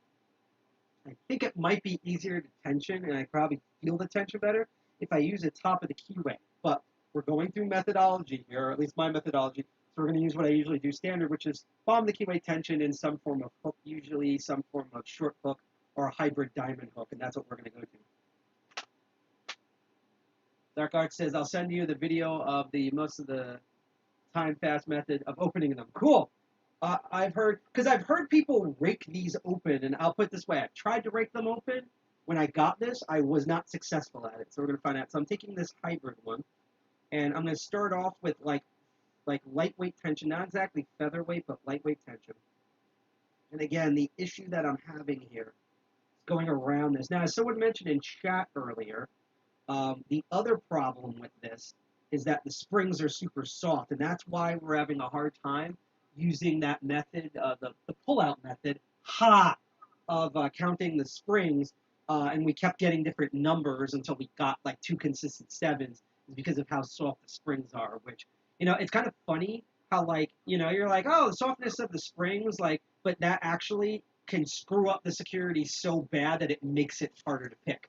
So it's kind of weird how like most people think of lock security, they think of like super tough looking locks made out of like some titanium alloy and like it has its own guard dog and everything. But what actually defeats lock sporters is, oh, you use different tensions on the springs, or you curve it slightly this way with the entranceway and it just screws this over. Niall wrote the fact that SFICs get worn much more slowly. I just missed it, so I'm going to walk off screen unofficially. The fact that SFICs get worn out much more slowly than other locks because they are tip stops, so the only wear on the face is going to expose the elements and people missing the keyway. Exactly. Dark Arts wrote it's not a standard method of raking, but uses the Bogota rig. I'd be very interested in seeing that. Maybe you could talk me through this later. Because basically what's happening now is kind of similar. I've had certain master locks that actually have security on them, which tells me there's a tension problem here. And I heard some of the springs go down as I completely lost the tension there on purpose, just to reset everything, which is I can feel 3 out of the 7, and I pushed those into place. The shear line might be throwing me off too, but as soon as I get those in position, everything else feels gummy. So I don't feel any sort of tension on here, so I don't know which ones to pull. Also, I have to like re-remind myself that I have to curve with these 20th thousandths of an inch tools. I have to basically lean it towards the left, like I do, in order to curve around that paracentricness, in order to actually put these pins. And again, we're not going to spend a huge amount of time on this because trust me, I did not want to do a stream where I'm on here for like 5 hours. I'll put it this way, especially if it's for charity. I do not mind doing a stream where you guys and gals and key pins and driver pins watch me struggle for 5 hours straight and not open a lock. But I figured that would be really boring, especially with the concepts of here. Now, I'm not even going to use this because this one is so, I mean, I could try, but this one is so bent because of that paracentricness and how wide it is at the bottom before it curves that I'm like getting no tension on this. So what that tells me, and honestly, a lot of the Sparrows practice locks work the same way. Eventually, I get used to figuring out exactly how to bomb the keyway tension these locks. But usually when I get a Sparrows practice lock of any type, I will almost never feel anything, especially initially on the bottom tension, and especially if it has security features in it, like security pins. But as soon as I put atop of the keyway one, I can actually feel the tension on the pins. So we're going to try that now. What we have here is a standard size gnarled S-curve top of the keyway tension wrench. And then just in case, I have a dog tag ear because of how square it is. Pry bar, which is I think in 40 or 42 thousandths of an inch here. But we're going to use the gnarled one first. I'm going to put it in short end because it's mostly flat. Put some soft light tension on this. Remember here. Because if not, we're going to go over to this Attila. All right, I'm feeling more of resistance here with the different pins. And again, I can even feel the confusing part because I've literally, think I've oversetted a pin and then hear it click again when it oversets, which is that second shear line on this. You can actually screw these up to where you have some of the pins on the control shear line and some on the operation, and it will just not open. And that's probably what I'm doing most of the time when I do this. But the thing is, and I'm going to try a bit more tension on this, I am getting way better feedback with this. And that's what I've noticed too. Anytime I go to any lock with actual security on it, the top of the keyway gives more of a feedback by touching those top pins. The reason why I always go for bomb the keyway is because, one, for me, it's more comfortable to hold if I can get away with it. And two, is because the hard part for me, still with top of the keyway, you have no idea how many times, put it this way, that I've set all the pins, but that first pin needs to be set that's right behind where the top of the keyway is. And when I move it, I accidentally either pop that top of the keyway out, or it oversets or something goes wrong and all the other pins fall back down. So that's why I'm like, if I can do bomb the keyway and get away with it, I will do that. If not, then I'll just, bite the bullet and put up with this. Okay, so basically the pin number 2 and pin number 3 from front to back is clicking. There was a pin number 1. I think I set that one there. It's these back pins I'm having trouble with because, again, that wicked curve. For all of you ladies or people out there that like men out there, sometimes when there's a really steep curve, it throws you off. Same thing happens in Locksport. See, at least I did that one on purpose. Like, I tell people all the time, which is why we want to go to Exotica to demo this stuff. I'm going to try the pry bar next. See, we're getting better. Like, I can feel better at this, just like I feel better after Delta. It's just, again, I'm very unfamiliar with this, and this is honestly probably way beyond my skill level. Watch, I say that, and it opens. I put it at the head where I'm like, this is one of the most different. Oh, now you do it on here? And then I have others where I'm like, this only has 2 pins, and we're 5 hours on here. Like, why aren't you opening? If there's time at the end of the stream, if you want to give me like 5 minutes to try and open it. Oh, so you're just going to... I can believe you do that, by the way. Yeah, no. Ouch. Oh, man. It's like Billy Goat that. If you could actually do that and bite through, then technically any core is a interchangeable core. Well, and I'll give you a Snickers so you can be back to your old self. All right, so to be honest, it seems like light to medium tension, more leaning towards medium, is what's actually giving me the feedback and sticking these pins as I then make a mistake and the entire pry bar falls out.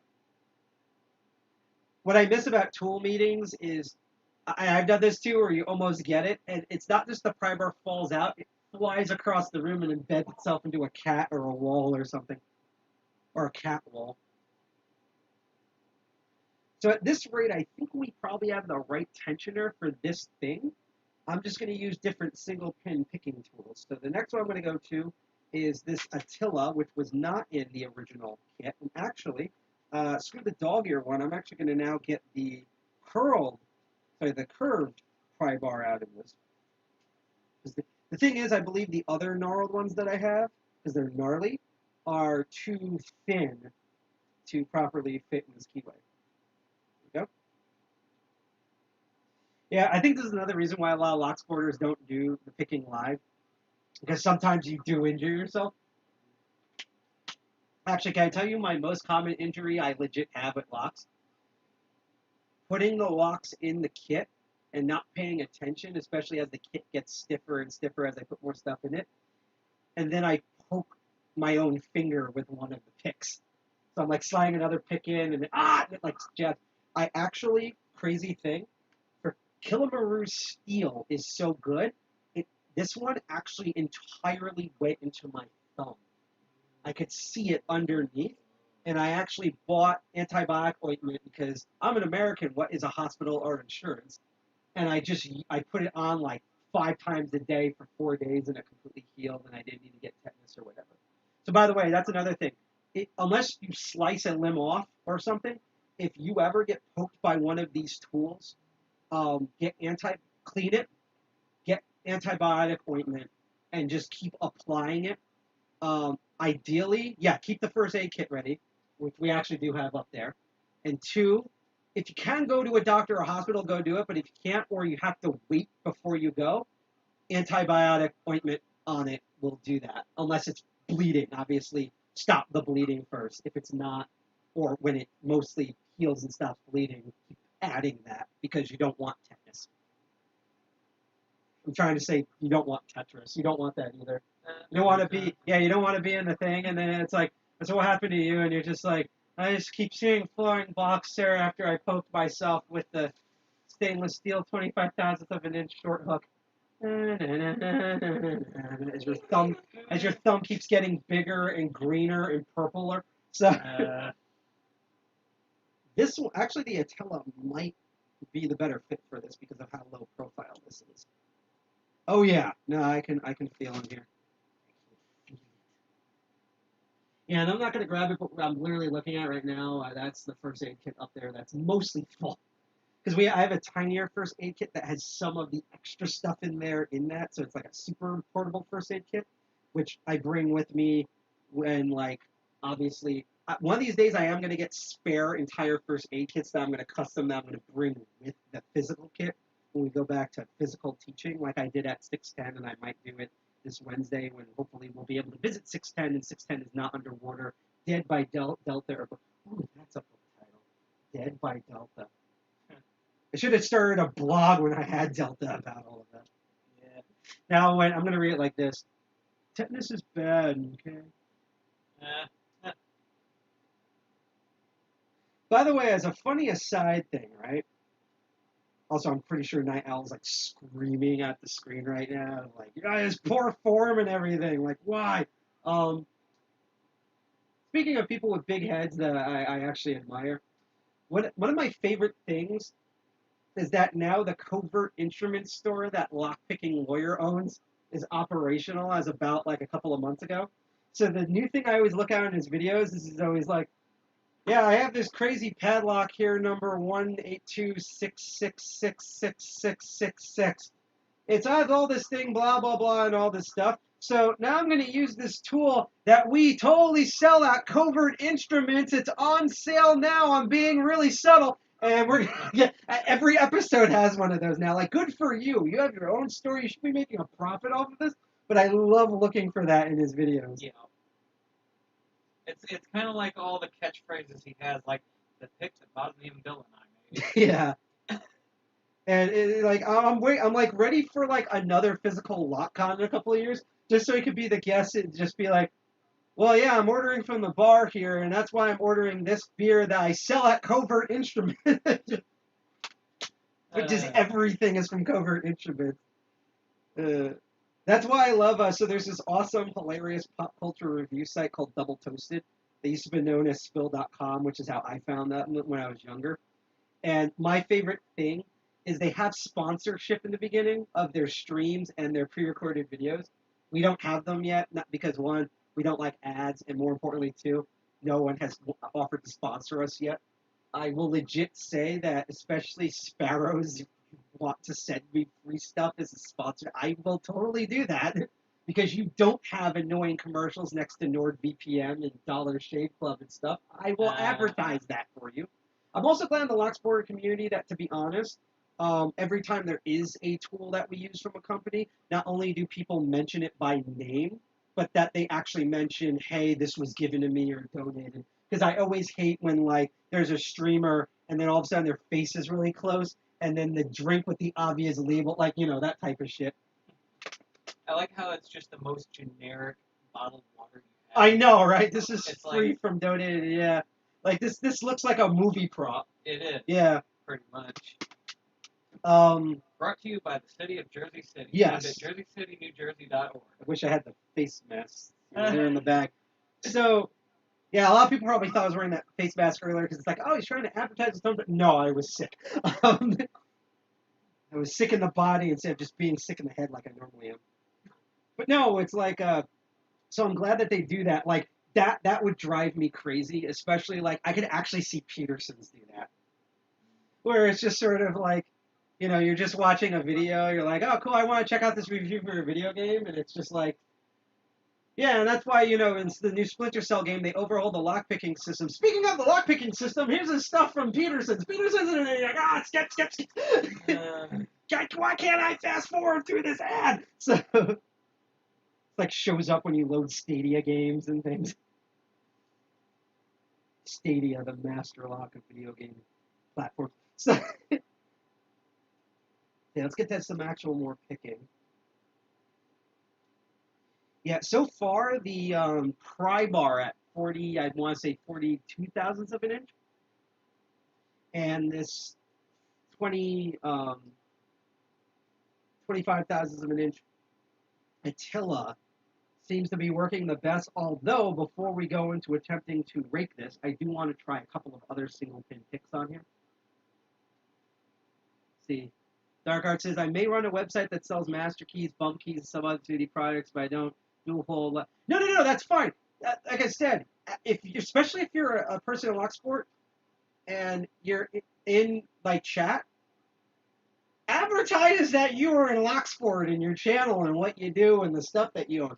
I don't mind that. I'm just making fun of how non-subtle it is. That's just what makes me laugh. It's not that you like we should be advertising the tools that we use, especially if we make custom tools. Like I said, I always tell people that this one, because that's what it is. It's a custom, beautifully crafted and honestly well done, even though it wasn't modeled to my hand. Tool from Kilamaru Industries. You can find him on Instagram and YouTube, but his main store is on Instagram. Especially again, this is from the community itself, so we should be advertising this. It's just that, I just don't want it to be like the way like YouTube sponsorship is from everywhere else. Yeah, that's why, especially I'll put it this way, right? Not that there's like a million viewers watching this right now, although I am really shocked of how popular this show is when I've actually literally have gone to places that are like in computer security and hacking and stuff, and not maybe as severe as Night Owl, because Night Owl is a legit celebrity, and because he's actually in the chat, I might make some jokes about that because I was there for a lot of it. It's like a hilarious story. It's a good story, but it's hilarious. But the thing is what was I getting with this? I've actually been stopped of you're the guy from Master of Life. I've literally had that, so I'm actually shocked of how many people actually watch and know this show. And actually, I forgot to tag DJ Jackalope in this because I know she likes popping in on the stream. I'll send her the copy. But yeah, so that's happened to me. So I'm actually shocked with how popular this show is. But yeah, I don't even know where I was getting to this. Let's see. Yes. So here's another fun thing about Night Owl. Night Owl is if I remember correctly, a registered full-on locksmith. And I totally understand that, you want to keep the peas from the applesauce. But I do want to put this is the first time I get to add stuff to you. You're one in the state of New York, particularly New York City. Not to dox you, it's just that's what your license is. Because you have no idea of how many people I have in New Jersey and Connecticut and everywhere else who wants like custom door locks. And I'm like, no guy is perfect for this, but he can't cross the straight lines. So that happens. Like, no one in New York ever that I encounter wants to do locksmithing stuff. And I just encounter them all the time here. Like, it like almost reads like a porno. Like, I've literally had, like, hot, naked women just be like, hey, do you know someone that can do the repinning like what you do? Like, I'll pay them. Like, I don't know how I'll pay them, but I could find a way to pay for them. And I'm like, because I can't send them over because they're in New Jersey. Never happened to me. I thought I run Australia's largest Locksport YouTube channel, but the girlfriend was at the party and was talking about me and one of the guys. Yes, licensed. You are a licensed locksmith in New York City. I just want to do that because I don't want people like from Montana and like Guam and shit to contact you, and it's like that's not the way the licensing works. And I always tell people the licenses work like the way like not exact. Actually, I wish it worked like the way driver's license are, where like all states recognize every driver's license, but then there's certain government functions that you need to have the license from that state. Like with locksmithing, like literally, it's like as soon as you step on the border of the other state, like giant cannons come at you and stuff like that. You're dating. Okay, I'm gonna make you laugh. I know you trying to shorten your handle at Dark Arts Lockpicking, but I literally read that as you're dating Delp, and bless you. And my brain read that as, you know how like there's like MILFs and DILFs? I guess Locksporters are DALFs. I don't know what the acronym's gonna be, but that's how I read it, of like, yo, you're dating a DALF? Cool, like holy crap. Like, no wonder why you're smiling all the time. Jesus, I hope that bed is in order and the front door locks on your porch. So no, this is honestly the last on-purpose, like, innuendo thing I'm going to do, and then as I switch to a completely different tool set, because this is driving me crazy right now, I'm going to tell you the Night Owl story so you can be embarrassed in the chat. It's a good story, it really is. This time I'm going to use the 15,000th of an inch medium hook to just see if I can get better around the wording and stuff. Yeah, locksmiths are licensed at the county or municipal level, yes. What I mean about that is that as soon as you step in New Jersey, basically, it's like Superman. It's like you're fighting crime and stuff, and then as soon as you step in New Jersey, we have like the red sun, so you like lose all your superpowers. Like that's what I mean by that. Yeah, I know. That's why like my username's weird. It is weird. I wanted a weird username in general. I will put it this way: both in the hacking scene and in certain other scenes, there's words and phrases I found later where I'm kind of like, if I knew about those at the time, that would have been my handle. Like, I'll put it this way. In the BDSM realm of things, I kind of wish I knew what master wafering would be because I would have totally called myself that. I would have literally been called Master Wafer. Because people in the community would just think, oh, that's like cool. It's like, it's like you have, Master Wilhelm and stuff. But people on locks would just be like, and like, that would have been great. But Sidepocket, I'll put it this way. If anyone can guess why I'm referred to as Sidepocket, like, I've only had one person almost guess it correctly. Most people, because it's a weird story. I'll give you a hint. It has nothing to do with the game of snookers, aka pool. It has nothing to do with that. It's a great guess, but it doesn't. So yeah, this one, because of how thin it is, I can easily reach out when wearing. The tricky thing, because it's 15,000 inch, I have to be really careful to not break it in the lock, and also, because the thing is, I don't have enough force to push the pins up like I normally do, so I have to add extra force without potentially breaking it. New Jersey grants license at state level, but it's, very strict about the qualifications. It's just like driving and everything else in New Jersey. We know. DALP is Dark Arts, you should totally have that as a shirt. DALP is DALP. And have it be like Andre has a posse, where like we'll all laugh at it, but no one knows what that means. So like Night Owl and Deviant stuff will laugh at those shirts, and everyone else will laugh with us, but they will at that laugh like, like I don't know why everyone's laughing, but I guess it's funny, so I'll laugh at it. It'll be great. I know they're different games. I'm just saying that. That's the billiards, okay? Billiards and pool. I know that some people have guessed snookers, but they're good guesses, but it has nothing to do with it.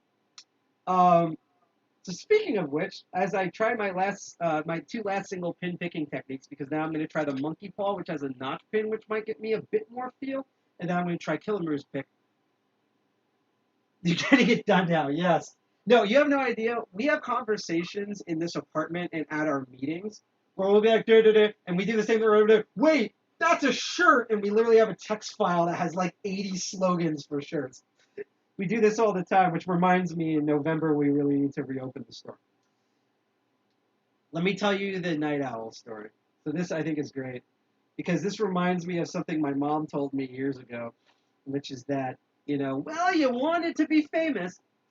So years ago, I'll never forget when Night Owl was keeping me and a bunch of his friends updated because it was a great person. It was a project he was working on with a bunch of other people. It was not his project per se, but he was working on it, and it was really interesting. And he was telling us about like he was showing pictures like the TSA, and they were so confident that no one could possibly clone these keys that they'd just be like, "Here's the keys. Here's the schematics of the keys." They basically for people on computer security, they pulled a this year's Apple. Like, Apple's just like, here's the M1 chip, here's the diagram for the chip and stuff. It is. F you, hackers. And now they're like shocked Pikachu face because everything's blown wide open. Because the last thing you should do is be like, we want to challenge you just to piss you off in the community. Don't ever do that. Looking at you, Master Lock. So the TSA was so confident that no one could clone these keys that anyone would even attempt to, that they kept showing them off. And Night Owl and a bunch of other lock squatters went, challenge accepted, and we're doing this. And I got to see cool updates on it and see the progress and just like you Dark Arts going insane of how 3D printing does work. And remember, you're doing 3D printing in 2021. This was like right before the mid-2000s. So now imagine those were like the keys were like made out of like beeswax. And we're like, you know, you would go to print a key and Barney the dinosaur would pop out and like nothing worked, unlike the precision stuff we have now for cheap. So he was working on this, and there was a year he was supposed to come out. Now, I've said this story so many times on air that I hope like the statutes of limitations have passed. Actually, just because of that, I'm going to say this. Originally, him and a bunch of other lock sporters submitted the final white paper and everything as a talk to a certain security convention that's also on the East Coast that a lot of hackers know about, that starts mostly in the beginning of the year, usually January, February. I'll give you a further hint, unless Night Owl just wants me to blurt it or blurt it in chat. They really love to play Team Fortress. And he submitted it, and they actually rejected it. Not like in a mean way, but they were like, hey, thanks for submitting, we have a good con, bye, fuck off. And I was at a smaller hacker gathering. It was like a mini convention run by a friend in like an apartment building. It was super fun. I got to sleep there overnight. It was great. I'll put it this way. I had a sleep mask on that had LEDs that were designed by Mitch Altman to make you low-level hallucinate. That was really fun to try out. And literally, like, Night Owl is sitting there because this was like 2 days after they rejected the talk. And I'll put it this way. Night Owl, we've drank together. By the way, if I'm drinking, don't drink anything that I'm drinking. If Night Owl's drinking, unless you want to go home without any shoes but a hat that you've never owned, don't go drinking with him. If we're drinking together, run. If me, him, and Gonzo are drinking together, leave the fucking country. Just putting it that way of like, we know how to drink. He was drinking. And I knew, because a lot of people were confused, but I knew why. Not like in a dangerous way, but like he was, like other Irish people were like, tone it down. It was that level. And like he was just like sitting there like, I'm rejected it. And then someone else that's probably one of our rivals is going to come out and our names won't be on it. And I just want to give credit to who did this. And it's not, and I failed. And I don't know why they did. And I was like, dude, calm down. This is just one con. They're not even dead serious. The best con, okay? Just putting it out there. I've had friends who go or try to get in before all the bots buy the tickets. That's another hint. Right? It's like, it's not even like, I'm not saying it sucks. I'm just saying it's not the con to end all I con. got my ticket in a McDonald's parking lot. And not by like a shady like McSeller either. You know, like he actually means that. So just now imagine Ronald McDonald like giving this The Hamburglar. Yes. Rubble, rubble. Sure, thank you. Rubble, rubble, rubble. Hamburglar EXE. So oh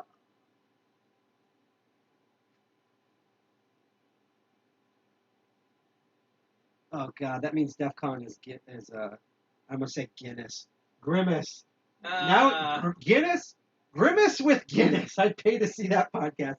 You don't want to see us make nuggies. You know that. I know, right? And that really long fry that sometimes shows up in every Happy Meal. That's the one you don't want your kids around. So, because here's a problem I'm noticing, which is why I'm not using a particular rake when we get to raking, is that really pointed things, and that's why I'm not using my standard short hook, they get caught easy between the pins. I'm going to explain that when we get to the rakes, but I'm having now that same issue with the 15,000s, so I'm pretty sure that's going to be consistent, even though I'm going to try the Monkey Paw next, and the Finally Come Mars. I just want to take a quick time before I finish the Night Owl's story that if you like what you see so far and you haven't done so yet, you can like, share, and subscribe completely for free on the platforms we're currently streaming on, which is Twitch, D-Live, and YouTube. Especially since now we have the D-Live followers. Unfortunately, now we have to get our Twitch followers up, which I'm very confident we can do because for some reason we're the most popular on Twitch. And we literally have about, I believe now calculations, about 16, maybe 14 followers to get to where we need to go to upgrade all of our accounts for free. So now we're on. I was not expecting that, otherwise I would have said that with the D-Live things. I wasn't like bait and switching and moving the goalposts of the DLive. I literally thought we had all the qualifications, and then they're like, you need 1,000 people on a video platform that's not DLive, and I'm like, I thought we already had that, and then I looked at Twitch, and I'm like, well, we're very close to Twitch, like even way closer than we were on DLive, so just putting it out there.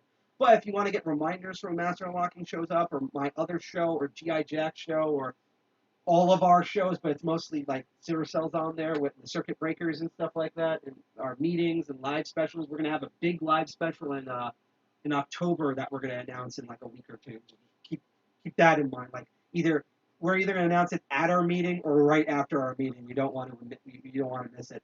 But you'll get notifications for those when you do follow. I get prompts as you've seen in the past, and I cheer everyone on. And yeah, it's just a cool way to help kind of support us. We don't make any money off of it. It's just nice to see people enjoy our stuff. So I just want to say it. But yeah, the Night Owl story, as now I'm going to do the Monkey Paw, which is a notch pick, which means there's the pick tip is a little wider, and there's a little indent in it, aka a notch. And what that's supposed to do is grip the actual curve of the key pins better, and that way also when you slide back and forth, because sometimes, especially like I said, when you have those like really precision hooks, they'll get stuck between the pins, or like you'll catch the pin but only on one side of it, so you don't know if you're pushing it up or not, or it'll slip off. This will literally cup the pins, so it's like I can feel where each individual pin is and push up. And usually when I'm stuck with all the normal hooks that I have, I usually go for the Monkey Paw next. And by the way, I love the cool handle design. A month or two after they came out with this, they actually now make a Monkey Paw that is way thinner handle and has these shrink wrapped plasticine handles on them, thermal plastic handles. So just putting it out there. But let me finish now. Sorry. So again, he got rejected at a certain East Coast con that I'm not going to name names of, and was just like boo-hooing himself while drowning in alcohol. I'm like, dude, this is not the end of the world here, okay? Like it's not. And I told him, I said, have you submitted anywhere else? And he's like, well, they're going to submit at Hope in like a week when they open up the call for papers, but like, I don't know if they're even going to, because they already rejected it at the other thing. And no, and I'm like, I'm not going to give you false hope, but I'm like 98% sure you're going to be, they're going to say yes. He's like, how? And I'm like, does your talk piss off a group of people? Yes. Who does it piss off? The TSA. That's a major government facility, right? Yeah. They're going to say yes. Here's a rule at Hope. It's not guaranteed, but if your talk pisses off a group of people, and particularly if it pisses off a division of the U.S. government or just any government, you pretty much are going to be on stage talking about it. I'm not even kidding, because I've been at the call for papers, and they're really like, did we talk about this dumb thing about Ghidra? Or, oh, cool, here's a talk of how Puerto Rico, well, I could work to Puerto Rico because it is the United States, but like, you know, someone pissed off Saudi Arabia? Keynote. Like, there's this new person, and they're like, oh my god, and there's like 1 million people, and that's kind of. I'm looking forward to the ham radio in Cuba talk. Oh yeah, you know that's gonna happen. So here's what happened to the end of that story as I try the Monkey Paw. So he submitted it, they accepted it, and he was there with Johnny Xmas and another person of He Who Shall Not Be Named. But they did the TSA talk, and it was like I was there because I made sure to go like the beginning of the previous talk, which I can't remember what it was, but it was a really cool talk. I remember that part, just so I could be like near the front row to watch that talk. And it was like, for the first 10 minutes, it was standing room only, and then it was like, we can't fit any more life forms in here. Like, we've had to kick out flies because there was just way too many people. Like, you could hear the roar and laughter of the crowd everywhere. It was like maxed out, and then afterwards, like, Night Owl was just like swamped with people. And so what I love is that now, everywhere he goes, when he goes to tool meetings, other hacker stuff or whatever, not only does he have groupies, and I apologize if this remotely sounds like I'm being sexist. I'm not. This is true. He literally has fangirls. Like, literally, when he's in a group, I've literally seen it where he shows up, and then 12 women who are into lock sports just run up towards him, and they want to, like, sign my lock, please, and all this stuff. And he gets annoyed not with them, but just people. Because he's like, oh hi, yeah, and he's not used to this because he's used to wearing his shades and his like trench coat and just like being a fly on the wall. So this just still confuses him even years later. And every time that happens, where he's like cornered by a bunch of like super fans and stuff, like he's the freaking like Twitch ninja of the lockpicking world, which he kind of is, except nowhere near as naive, not scummy like Ninja is. I always sneak up behind him and go, "Yeah, remember you were crying in that bar that no one would accept the talk?" He's like, "Shut up," because again, it's like he went from boo like drinking by himself all alone to like like having fan mail being sent to him and fan art of him and stuff like that. Like he got super popular. And good for him because, and it's not just him, there was a lot of people that worked on that TSA project. So good for him. Now, here's the sad thing. When I can get to the pins, I can feel, and I just moved pin, pin 2 and 3 up into one of the shear line positions. I think it's the same shear line. Hope there'll be 2 meetings again someday. I can't go any other. Oh yeah, I know about all that. I don't want to read the full thing, but we have received messages about that. We're still looking into stuff, and we'll still get to that. But we want to kind of like, just for everyone's sake, and it's okay that you posted that, but we just wanted to like solve it more behind the scenes, just so that I'll put it this way. We've already seen like dumpsters on fire just float down the street because of the tropical storm. We try to avoid those as much as possible. Let's see. Also, I can say too that Bia Scilab at 610 out in Pennsylvania, she does lock stuff, and now we're trying to make it a habit for us to show up there. So especially if I show up there, I'm bringing the mobile training kit. So if you have a hard time going to tool meetings in New York or New Jersey, or any of the meetings because of any sort of factor, whether it's transportation or people or whatever, come out to the 610 meeting if you can, because I'm pretty sure, New Yorkers have no concept outside of their own city, even though they like to move everywhere else. And in New Jersey, we are so comfortably fed by Murphy, we don't want to go anywhere else. I'm not even kidding. So a lot of people won't come out to Pennsylvania, and I really love their venue. They have a fantastic pub they go to. It was really cool people that we got to interact and talk to, and unlike us, they actually have like games and stuff there that they did. Searcell entered into the CTF they had there and got things. In fact, while I switch over to the Killamaru pick, because again, this is way beyond my skill level, you want to talk a bit about you doing that whole thing, whole experience?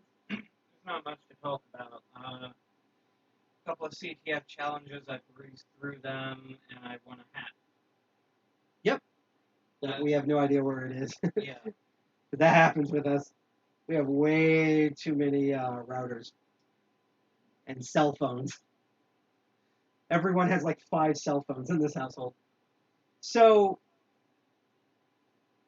far the most progress I've had is between the Attila and the Killamaru pick. So interesting what Niall said. How long have you been doing virtual meetings? Because I'm not kidding. I've tried to look up New York City tool meetups, and I haven't found anything. And I know that you folks used to meet physically at Hack Manhattan. So obviously Hack Manhattan has nothing. I think they're only doing the visitation stuff for now. Niall, I have to message you about something else that I'm not going to say on stream. You didn't do anything wrong. It's just a different topic that I want to be like bleh on the stream about, because it's a little bit on like the hush hush side. It's going to be really cool. I think you'll enjoy this. It's about in New York. That's all I'll say on air. But yeah, I know I postponed it. We're going to try to go to the 610 one this Wednesday. We'll see what it's like if they're still doing it. And we're able to go, and we'll announce that, by the way, because we usually share the DEF CON group stuff, especially our neighbors. We'll go. But, Night Owl, if you can forward me, unless you want to post in the chat, if you can forward me the link or details or whatever for the next New York City Tool meetup, I will totally attend those virtual meetups myself. Because I legit tried to look in the past couple of months of that, unless this is a very recent thing with the virtualization, because that also could be it, and I haven't been able to find anything. But that's just me. And everyone knows that when I become stupid, I become really stupid. So I've literally turned to my dad where I'm like, where's my hat? And then my roommates have to point that I'm wearing the hat that I haven't been able to find for an hour. It's to the point where I'm really happy that certain things on my crotch are attached to me. Because if they weren't, yeah, I'd be losing them all the time, and I would be definitely getting new ones on a nearby monthly basis. Haha, bye. October. See, my worry is that by October, I'll tell you my honest to God worry about October, and then we're going to try to rake this open. Just because of time, and I'm getting tired and stuff.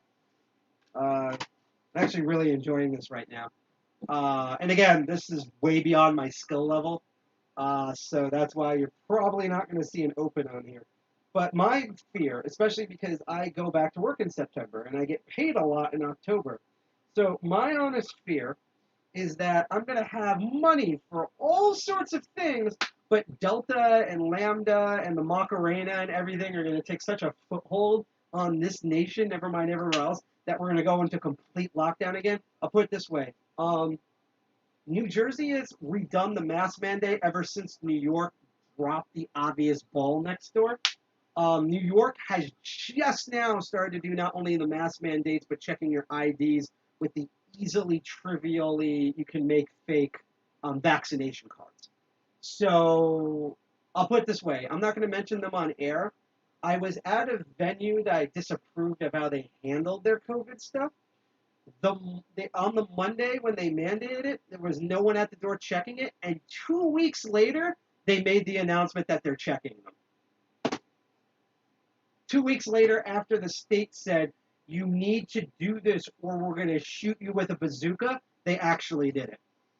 And then New York is shocked Pikachu face why their city's turning into a giant Delta Petri dish. Facts. Oh, so yeah, we're going to do raking now, which means we're doing bomb of the keyway tension with the tension wrench that seems to work the best for this.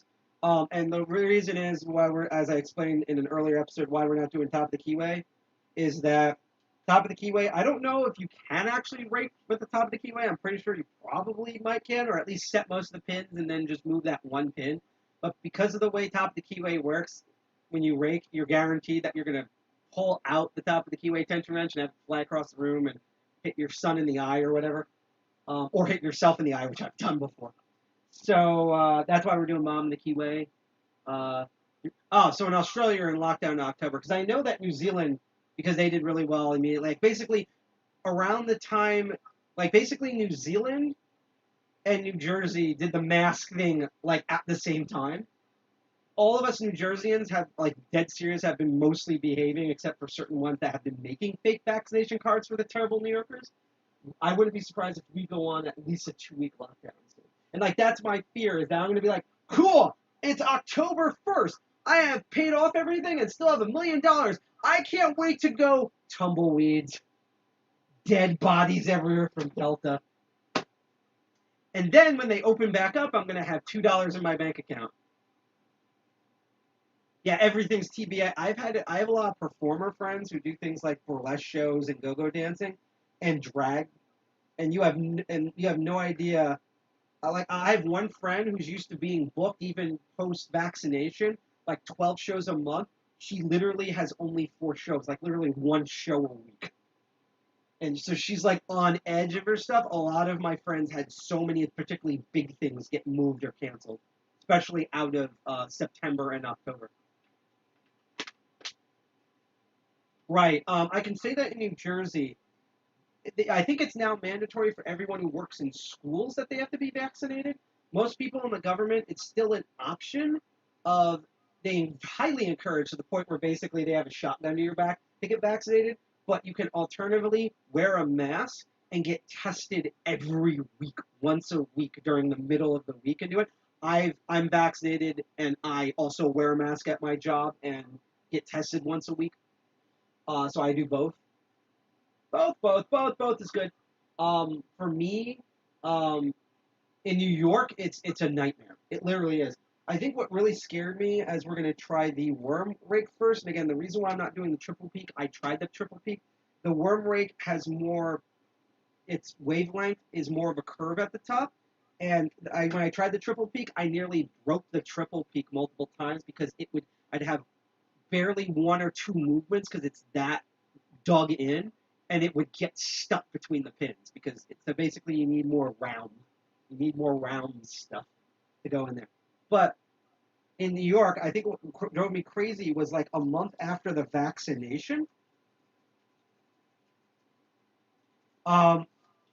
And I hate breaking it down like this, but this was completely true.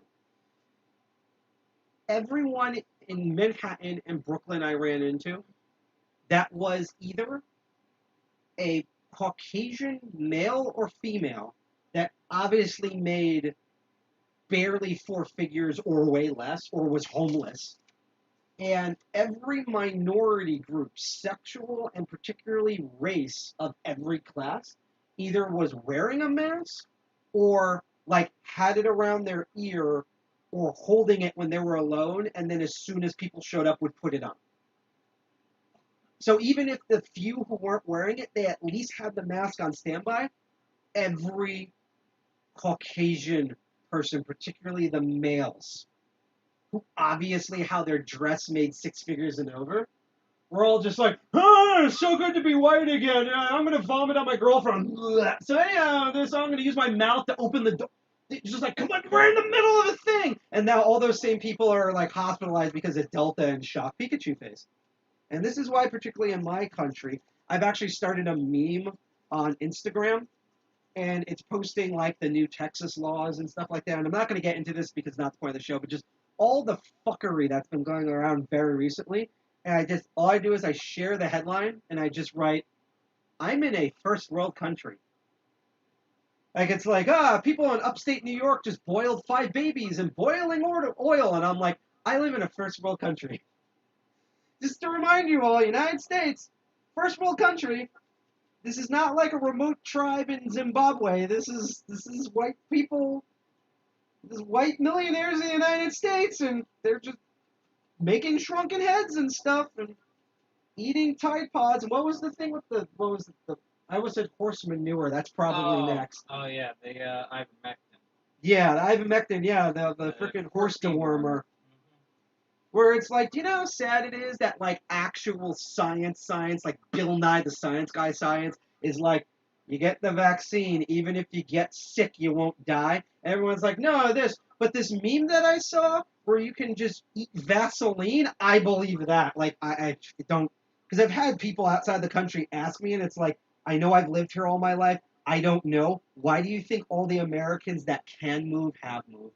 New York tour has only been virtual since March. Okay. But, yeah, no, because I also got, as someone who does instruction, I got the PDF for that.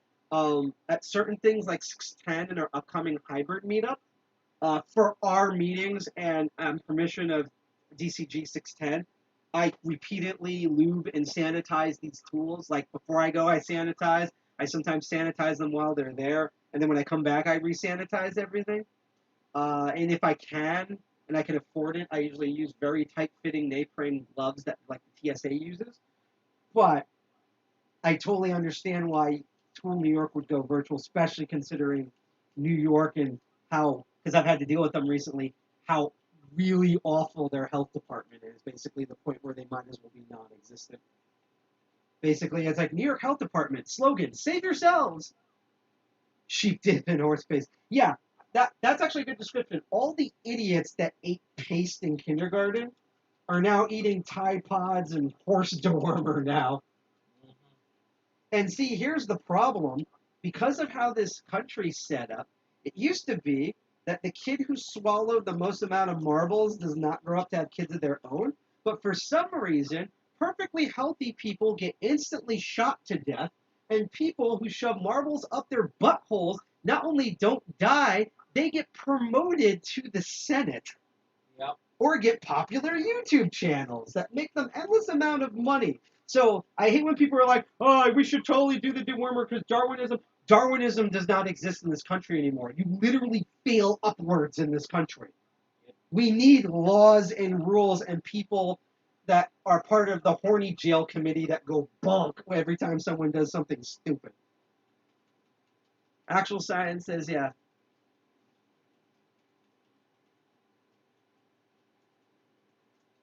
So here's the thing about the horse medicine thing. It is approved for and prescribed to humans, but literally that chemical, and it has to be prescribed by a doctor for that situation. I know that because I worked 3 years in healthcare, like actually administrating medicine. There's also the scale of, okay, it's prescribed for worms. It's prescribed for removing worms from your bowel and tract. Yeah. Okay. You don't take it for a virus or a viral infection. It won't do anything. And again, you could make the argument, because I want to dispel this, that which is true. Half of the people who are taking estrogen hormones, aka the pill, are doing it because they have this like severe acne and stuff. So you don't necessarily have to use the medication for what it's intended for. Right. But you only do that if you get medically examined, and that's the solution they've determined. Right. You don't self-medicate like that. Yeah. Another thing which George Carlin talked about is that he hates the term, which I agree with, where they're like all natural food. Almost everything is edible if you try hard enough. And everything is natural, as he put it. Dog shit is natural. Would you eat it? And the other thing is, like, ivermectin for humans is on a prescription basis. You can buy it over the counter. Yep. Ivermectin for horses, you can go to a feed store and grab a tube of it in apple flavor. For your horse. That's the thing. Yep. Horses weigh 1.5 tons to 2 tons. Yes, it's literally dosage prescribed to you. People weigh about between 100 and 300, maybe sometimes 500 to 600 pounds. But it's like the size of the person corresponds to the dose of the drug. Yes. And you're squeezing a whole tube of... That's the other thing.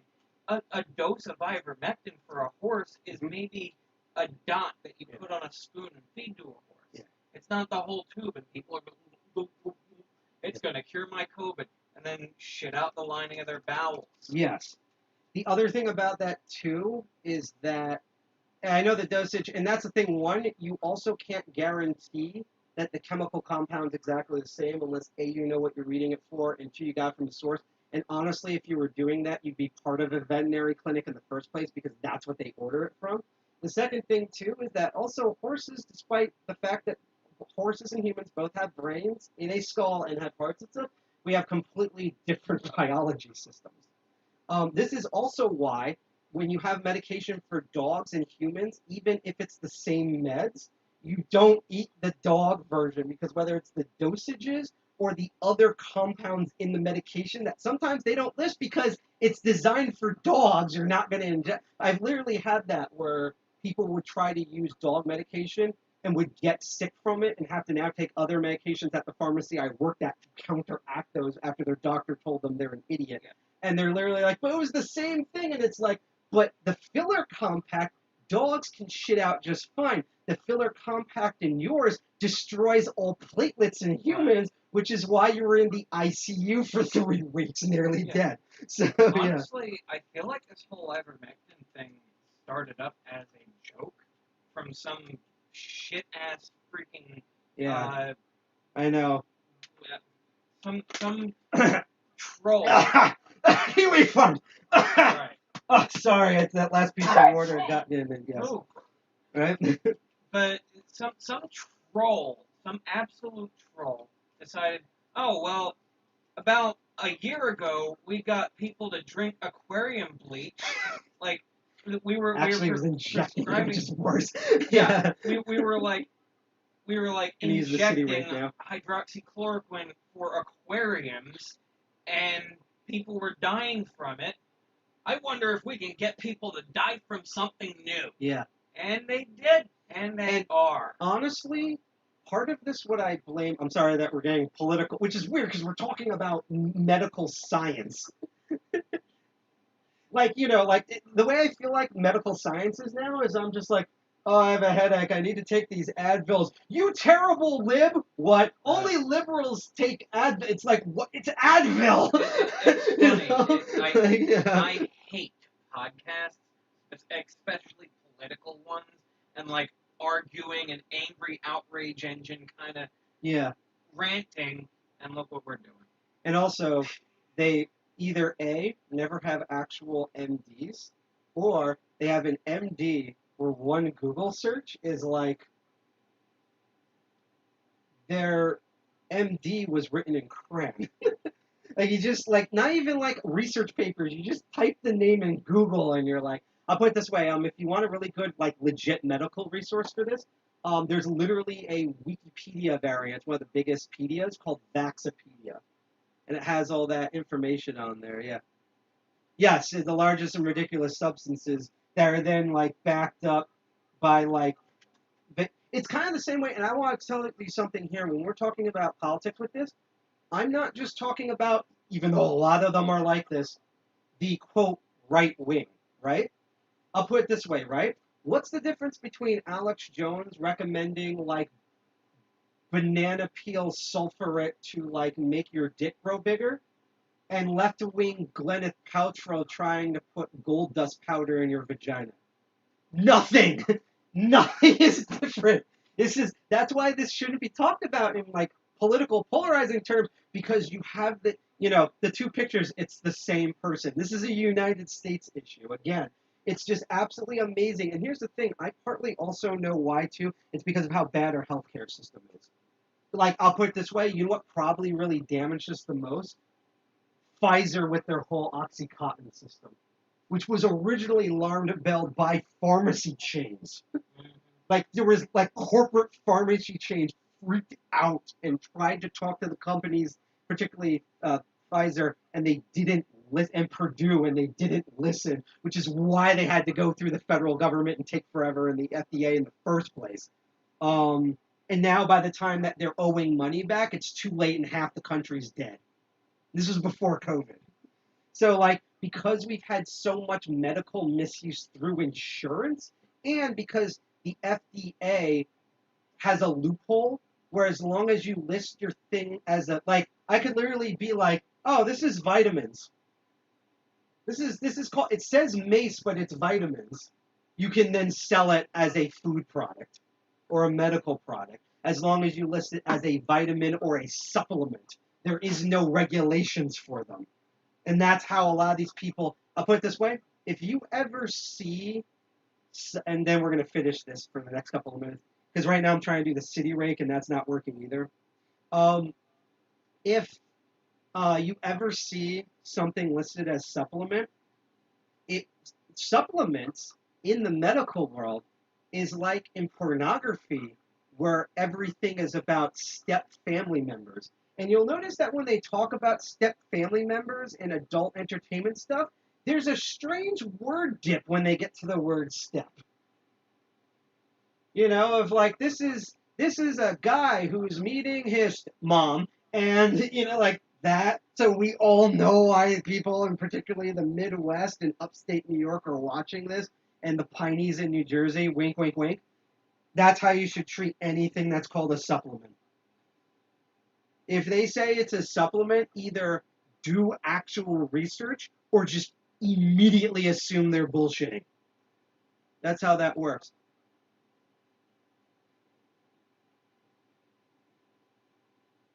Yes, and actually that's a big problem here, because even if it's prescribed to you, which is why no one's subscribing this for COVID, one of the things that it works as in humans, but it's really wonky because there's actual better dedicated chemicals for this, is immune suppressant. Why would you submit, I'll put it this way, if we're going to fight ISIS now, right? Why would we give our soldiers, what's those rifles called? Not flintlock, the ones that became before them. Was it like rod and ball or something like that? Yeah. The ones you had to load the balls in. Yeah, like you had to rip the packet, pour the primer in, the powder in, then the ball, then the filler, ramrod it down. Why would you give our soldiers that? We're fighting a major disease that almost has no immunity to it. Why would you suppress your immune system? That alone should tell you this is a bad idea. It actually doesn't. There's major research on this. I'll put it this way. Any disease with a sufficient excessive immune response can kill you.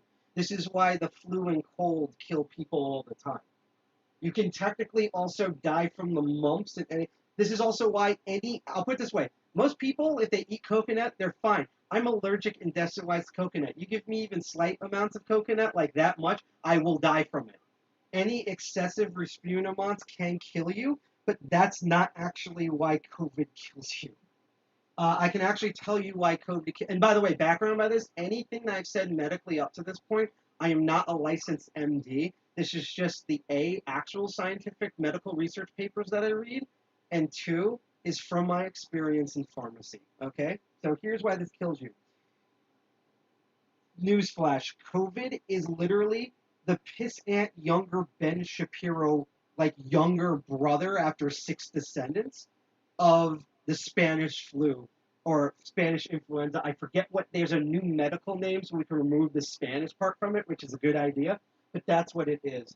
The reason why it kills you is because it primarily damages the, I forget what they're called. They're not aortas because that's in your heart. The areolas in your, what? The alveoli. Alveoli. Just, I want to say is ravioli, and that's not it. Like, unless, well, if you are Italian, you might have ravioli in your lungs.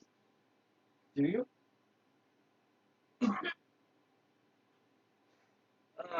So it's not blood, it's marinara. Right.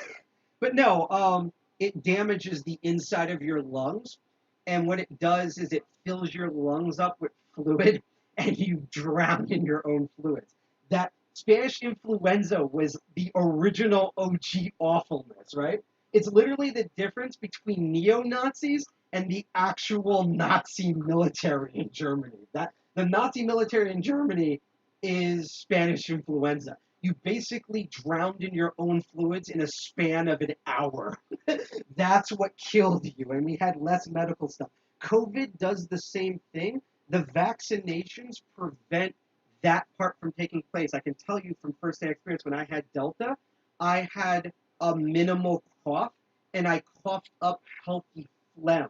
That was the extent of my lung damage. If I didn't have the vaccination, it would have literally filled my lungs with both mucus and my own fluids from the damage. Like, not the immune response, the damage the virus does to my lungs, and I would have been in the ICU and I probably would have drowned and died.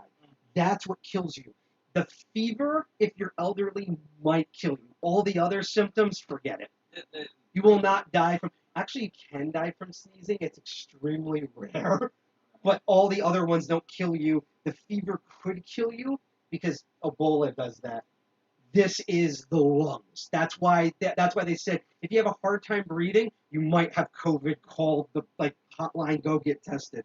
Yeah, and it's like the whole thing about the immune response being responsible for it. Yeah. There may be a facet of truth to it in some capacities, but mainly that stems from the early bit of COVID back in 2020. Yeah. When we were still figuring things out. And we were still trying I'm going to try to strike picks, and this will be the last ones, and then we'll stop talking about this. Yeah. Yeah. And it's like that was early on. We were trying to figure out anything that we could correlate with a causal relation to COVID and deaths. And we thought, okay, well, the immune system jacks up. You have a huge serotonin flush. Maybe it's a serotonin shock. They did the testing later. To some extent, your serotonin goes up, but it's not causing serotonin. Nowhere near lethality. So then they continued flushing through. Okay, is it because of macrocytosis? Is it bringing in huge amounts of phagocytes and macrocytes into your lungs and causing So the really you tight would build up. sinusoid one's not working. We're going to try the sinusoid ones. I almost said sinusoid ones. So they did more research, and to an extent, there is an effect there, but it is not the major effect. What is happening in most cases of normal respiratory COVID is that the virus comes in and it goes to the lungs and it starts to breed and build more virus, and it kills cells in the lungs. When it kills the cells in the lungs, it starts to build scar tissue, and it starts to release fluid into your bronchioles and airway. It causes bronchiolitis, causes all the things all the sequelae that you would expect from alveolar damage. So you're dying from minorly, yes, it's partly the immune response, but the virus is killing you faster than your immune system is. Because your immune system comes in and it sees dead and dying cells, it rushes in with T cells and comes in and like, okay, there's the virus here. We're going to identify it, come back with some antibodies, and we're going to flush this out. Yeah. If you had a vaccine, that's the stage you're at when you catch COVID with a vaccine, get sick from it, and get over it. Because now you have the antibodies ready to go, and you're no longer carrying the virus. And basically, Delta, its variant, is based, like, in a nutshell, like normal human language, is a much stronger glass cannon version of the virus. So I'll put it this way: if you're unvaccinated, dead serious, and you are early to mid 20s, when you get Delta, you're basically to the virus an 80-year-old man. That's what happened. I already know about the storm thing, because I was actually going to tell you there has been a tracing on in news articles and bullshit areas why people thought the horse thing was it, right? And again, cytokine storm is an early exploration into the effects of COVID. Yeah. It causes that, but it's not the virus that's causing that, and it's not the immune system that's causing that.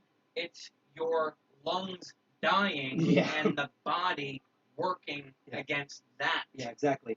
So the thing about this here, and again, I'm not trying to call anyone out or argue. I'm just trying to, again, it'd be like if someone's saying like, oh, but like this best lock is actually full of spaghetti, and it's like, I know it's not. I can prove it. Like that's what I'm trying to bring up here. So the thing about this, right, and then we're going to end this thing, and we're going to go over Dark Arts thing because, again, I'm trying to remember his name. Was it Bronx? Bronx lock picker. Awesome older dude. He's been in the scene basically, and no, it was cancer. It wasn't COVID related. God. But he lost his one and only child to cancer, so we're trying to raise funds for that. But let me kind of explain here. So, because that's a good theory about that, and you're right, it does trigger that. There's that word. That's actually not why we have the misinformation. Unfortunately, we have the misinformation because of what usually happens here.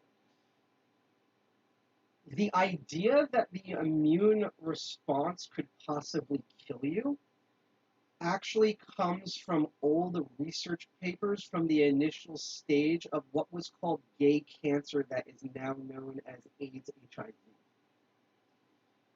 A lot of times in the medical community, here's the problem, is that we'll have research data, and then a couple of months or a couple of years later, we have better research data that null and voids previous research papers. And they're literally redacted by the people who did the research and archived. The problem is that they're not eliminated from the record because we need a timeline of research. So the problem is that people find these, dig them up, dust them off, and go, here's an actual science research paper, not looking at the categorization and the dates of them. So this was actually research done decades ago for a completely different virus system, even though technically AIDS is really distant cousins from because they have the same mutagen ability. but that's the only way they relate. They're not coronas. It's actually why we have a hard time fighting that disease. In all of these is so that was done by that research, but because it's technically a science research paper by definition, again, it's like people treat all data as if it's the Bible. They don't look any different from that. I'll put it this way. It's like what Penn Jillette said. And this is a problem because I've seen people do this. If someone was like, hi, we're going to use medicine that was kind of effectual but was proven false from the 1930s that no one has used anymore, not even in third world countries, if you were an actual intelligent person, you'd be running away into the hills from that doctor. The problem that we have now is, one, there's a huge distrust in the medical community, mainly because of insurance systems. Because you'll know other countries don't have this problem. It's primarily the United States because of how basically non-existent and twisted our insurance is. And we conflate insurance with medicine itself. So we think because the insurance agencies and the pharmaceutical companies that are terrible at this, look at the EpiPen, for example, I'll put it this way. Basically, because the EpiPen, the people who make them are awful, you now have assumed that the actual working chemicals in the EpiPen must be awful too. And that's not the case whatsoever.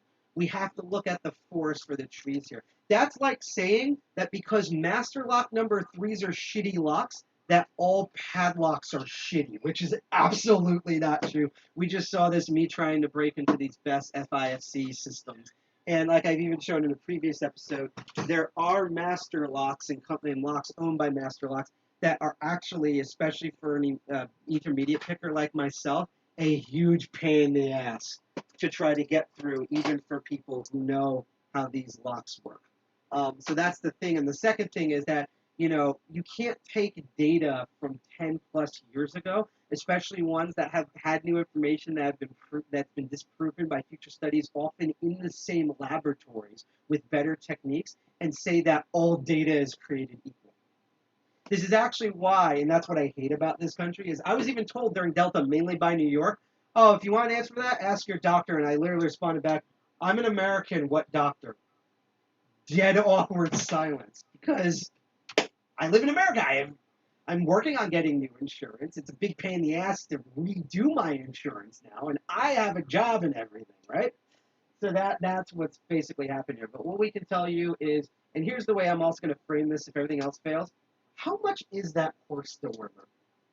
I don't know. I'm shocked. Norm, I know, but I'm thinking because I know people who raise horses, that stuff probably, even if it's not expensive, probably costs money. And it's the same problem with making fake vaccination cards. Do you really want to spend $300 to do a fake vaccination card, or spend what I'm thinking probably $300, $500 on a horse dewormer that you were not prescribed to?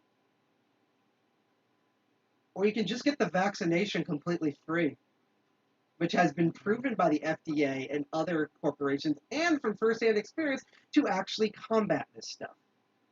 Like, I just find it insane that, like, right now, you're being offered a PS5 for free. Or you can buy this Raspberry Pi for $2,000 that has wonky soldering, and everyone would rather spend the money for the wonky Raspberry Pi than the free PlayStation 5 I'm trying to give you. So let's ignore the FDA and the CDC, because they're evil and they're lying to you, and they will kill you because some angry person up there said so. Yeah. Okay, fine. Let's ignore them. Yeah. And let's ignore, while we're at it, the WHO, because they're obviously owned by China, because that big angry person told you. And let's ignore every public health committee that's telling you that you should take the vaccine, or that you should follow and comply and wear masks. And ignore all of that just for a moment. The people getting the vaccines survive COVID. Yes, I'm one of them. It's data follows real conclusions. Yes. You don't manufacture conclusions. You don't manufacture data based on conclusions you want to reach. There is the Murdoch Group. Right. and CNN. Right. There's a lot of distrust in the media that is rightly placed, and there's a lot of distrust in the government, and a lot of it's also rightly placed. Yeah. I for one, I personally, I'm not gonna kowtow to Fauci and the CDC outright over everything they say. Yeah. I'm going to take it with a healthy bit dose of skepticism. But I got my shot. Yeah. It's It actually works. like what the fuck? We have millions of humans where this worked. And also, personal experience, I've had 3 people that I knew from other people who I've met, who I'm 34. One was 21, 28, and 32, and they weren't vaxxed, and they literally died in 48 hours from the Delta variant. Yeah, like I'm not even kidding. So like even anecdotally, yeah. In the same way how like when I explore with these tools in here, I can tell you, you could be like, because I can't hear the pins, I haven't laid a look up. How do you know there's 7 pins? Well, it's because I actually do have a basic technique, but you just told me that. Like, how do I, we could have these same type of arguments. But yeah, so I'm sorry this went into this weird health thing, but the thing about it too is that like health is a science. It's like honestly, it's the same thing in InfoSec, right? Okay, so it's like Google is evil. There's distrust with certain plugins and stuff. Does that mean you shouldn't have a firewall? Just because, like, I'll put it this way: because Facebook exists, does that mean now Arch Linux is like you can't use that anymore? No, they work. They're independent tools. Just because something does the thing in the field doesn't mean the other thing. I'll put it this way, right? Google Chrome is based off of Gentoo. Of Chrome OS. Yeah, Chrome OS. Yeah. Yeah, Google Chrome. That probably too. But yeah, Google Chrome OS. Chrome OS is based off of Gentoo. Does that mean all Gentoo repos are now invalidated and work for Google? No, they're not. In fact, there's particularly Gentoo ones that are like they hate Google and are independent and are fighting against it. Shots and masks work. Yeah, that's what we're arguing. Oh yeah, totally. I just switched the cam to the face thing. Watch, now it opens. Because we'll do this thing where like Carousel can't get something to work, and I try in 2 seconds and it works, and it vice versa. We just use it right. Okay. This one alright? Yeah, that one should work. Here's the bottom of the tension wrench. Yep. So I'm going back to face cam because I'm not going to do any more health stuff because this is the lockpicking show. Although again, lockpicking is a thing for your health, and actually, both depending on how you can use this, you can actually do lockpicking. It's not a medical thing, but constantly doing stuff with your hands in good regular intervals without tiring yourself out can help reduce arthritis. But you should also ask your doctor about this. It also causes a lot of stress on my hands, which is sometimes why you see me do certain hand exercises, or sometimes I have like a squishy thing to do with my hands because, if, by the way, with lockpicking, if you're working on it, especially if you're holding the lock instead of it being a device, or hell, I've even done this with doorknobs, and you're tiring out, you're not on the field, you don't have a gun to your head, stop. We've done this on the live stream, that's why I'm doing this now. Stop, take a break. In fact, sometimes the more you focus on something, the more it's going to frustrate you, and you'll just never open it because you're probably subconsciously over-tensioning, or you're just so angry you can't think straight. Stop, go, wash your hands, because I've been touching my face by accident, don't eat food or put your hands in liquid and put them in your mouth and stuff when you're doing lockpicking. Stop, wash your hands, go watch TV, play video games, look at the weird stuff on the Pornhubs, things like that. Like, give yourself at least 10 minutes, if not more, and then come back. So all this stuff here, and yeah, and that's what I mean is like we're anything, whether it's biohacking, aka medical stuff, lockpicking, or anything, we're going to present to you as hackers of stuff we've explored and actual research and facts that we come up instead of stuff that we hear. And we know about that personally because particularly, do you remember like the early 2000s where people were just like, oh, well, there's this odd thing with this program, you should load this thing, and then it turns out that while there was issues with that one program, the other program was actually ransomware, Norton antivirus. Well, there's these horrible Melissa viruses out there, everyone should install Norton, and then basically Norton was corporate ransomware. Pretty much. Or Vios with their, why worry about illegal Chinese rootkits when your Vio comes with a rootkit from Sony? Or Lenovo. Yes. Superfish. And any smartphone you buy today, even from China. So, especially from China. So, yeah, so what we're going to always do is... I overset them. Yeah, no, that was... my I issue... do feel them binding and catching on. So Yeah. Here's the odd thing about that is it rotates counter. It rotates, all locks rotate clockwise. All padlocks do. that explains why I wasn't making any progress. Yeah. So another... I'm a novice. Yeah. So real quick note here. Yeah. Yeah, I know. There's certain things where we know that you can build them, but the thing is, like, we've either experimented or seen other people build the thing, and that's how we know it works. You would not see someone trying to build a vacuum cleaner into a tank, and then the tank just fucking everything over, and just being like, that's a good idea, I'm going to try that exact thing myself. Like, that doesn't work. But anyhow, here's the thing with locks. If it's a padlock, 99.999 all the time, and you should just assume this always, they all rotate clockwise. They all turn, you turn it right way. If it's a door lock, you have to see where it's positioned, because you're turning it away from the bolt. So if the lock is on the right side of the door, you need to turn it clockwise, because you're pulling the door bolt from the right to the left. If it's on the right side, that means the bolt's on the left. You have to rotate it counter. Basically, you're going to rotate the opposite of the bolt. So with doorknobs, check how the lock's installed. Check the bolt. You can always tell from the outside.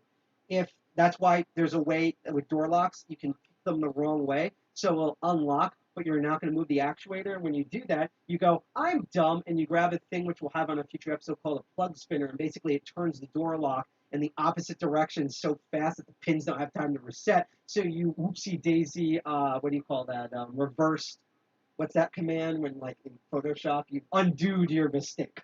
So for a door lock, check the bolt. Padlocks, pretty much every time, unless you're told specifically otherwise, rotate it clockwise. It's also an easy way if you rotate it the wrong way to damage that. So, yes. That's what I mean about that, is that we will always tell you facts, and also facts do change over time with research. Okay, here's a good example, and this is where social engineering. Does anyone remember the video, apparently, of the... now, I will say it this way. The Taliban does have U.S. Black Hawk helicopters, because military sell... I'll put it this way. That's kind of the same way of how every member of ISIS has AK-47s, even though that is a Russian... Like, not just they made their own AK-47s. They're the ones manufactured in Russia, which is why Russia doesn't really want to talk about AK-47s, because basically their enemies now use their weapons against them, and it's embarrassing. But everyone remembers the video that came out a couple of days ago about these Black Hawk helicopters that they were supposedly hanging people from? And then a couple of days later, it turns out that was a cropped video of an actual stage stunt by a Black Hawk helicopter in the Americas. That's what we mean by actual research, waiting for data to come out, actual factual source data and stuff like that. Because, put it this way, if you are trying to self-medicate, and I don't mean like drinking lemon tea, which is something that doctors will tell you, if you have like honey lemon tea if you have a sore throat, or peppermint tea if you have a sore throat. That's something that medical doctors will tell you. But like, if you're dealing with chemicals that, if you bring this up to a doctor, like an actual MD, they're going to, like any MD, they'll be like, multiple MDs, they're going to be like, huh? And things like that. You might as well put tinfoil on your head and be Gwyneth Paltrow or be Alex Jones and stuff, because that's, what to me, what's worse, the worst thing that can happen, those are top of the keyway. The only way you can do bomb the keyway, that long dog ear thing, if the keyway is wide enough, you might be able to insert it, but that's not going to work with these because of the way the keyway is paracentric. Because, like, what I hate the most is, as I call it, people being rebels just to be rebels. And I don't mean off the hook rebel. What I hate the most, whether it's in lock sport, especially in computer security, is people saying F the man just to say F the man and not for an actual reason.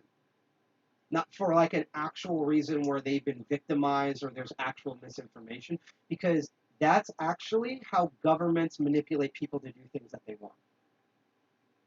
So, for example, right now there's a bunch of right-wing and left-wing groups that want you to hate the U.S. government more than it actually was, which is why they were saying, oh, here's this video, and they cropped it on purpose of these Black Hawk helicopters because they want you to hate them for a reason you shouldn't be hating them for. And that's how they get them. So by people being F the government, you're probably actually now supporting the government more than if you took a step back and looked at everything. It's I call it the outrage engine. Mhm. It just continually turns and it keeps churning away and eroding at the. I'll put it this way: Master Lock likes doing that to make you think that their locks are more secure than they actually are. I can actually give you a good example. Master Lock did a lot of advertising for particularly Master Lock 120s and 140s and its similar ilk. That they have not only a spool pin, but they have a specially designed spool pin that makes it so that you can't rake them open. You can't rake them open. It has that special spool pin in them, where there's no way in hell you'll be able to rake their special spool pin open. And a lot of people believed it. A lot of people who are locksmiths licensed locksmiths spread that misinformation around. They weren't even paid by Master Lock. They just saw it in the notes and they assumed it was true. That happens all the time. Lock pickers actually experimented in something. That's why, for example, sometimes we've had locks like that was actually this gun lock. I thought I was going to pick this in 2 seconds. This has actually been one of the hardest locks I've had to deal with. Mainly because of sizing issues. That's what she said. But that's why we're not saying don't do your own research, but what we're saying is actual research. Look up things. Again, when I saw this lock, I immediately tried to type best and that code, that letter serial code into YouTube, into the best website, and I saw what came up, and that gave me some good leeway on this. So anyhow, fully back to locks here, because we could do a whole thing. I also do a bunch of social engineering stuff, and particularly how to counter it. That's it for Master of Unlocking. You came to see me pick this best lock, and instead you got a bunch of awesome medical information and how the scientific method actually works. That wasn't on purpose. This is why I love the live chat. That's why I forgot to say I love talking with chat. I also like our lurkers, so, always keep lurking, keep learning. You don't have to interact with chat. It's just fun to do so, like what we did there. And honestly, that actually helps me pick locks, because when I usually focus on other things, I usually end up opening it by accident. See how much of a pain in the ass these things are? So, anyhow, thank you so much for watching this show. The next episode, if I did the numbers correctly, because it's going to be 2 days after our meeting, so that should be the 19th of September. But even before that, again, on the 17th will be our meeting. I'm hoping between this Wednesday to this Saturday, we should have information posted about that. It's going to be a hybrid meeting, meaning some of us are going to meet in person, and you can come and meet us in person with social distancing and masks and stuff. For those who are rightfully really scared of Delta, because Delta was not fun for me, or have transportation issues or live in other countries, don't worry. We're going to be at least partially live streaming from that, so you're going to catch most of the action anyway. And if I do everything correctly, while there might be some things exclusive in person, like lockpicking, you might actually get some things that you can only see on the live stream. We'll see how it goes, so I can't wait to announce that. Again, if you want updates for when these shows happen, you can follow us on Twitch, DLive, or YouTube completely for free. You're supposed to be able to rake these open, but I'm having it. That's why I'm thinking there's actual security pins in here, or maybe I'm just stupid. Again, Dark Arts is going to send me a certain technique he does, apparently. Are you pointing at the right one? Okay, good. I'm not saying I've done that, or I'm like, that's why it's not opening.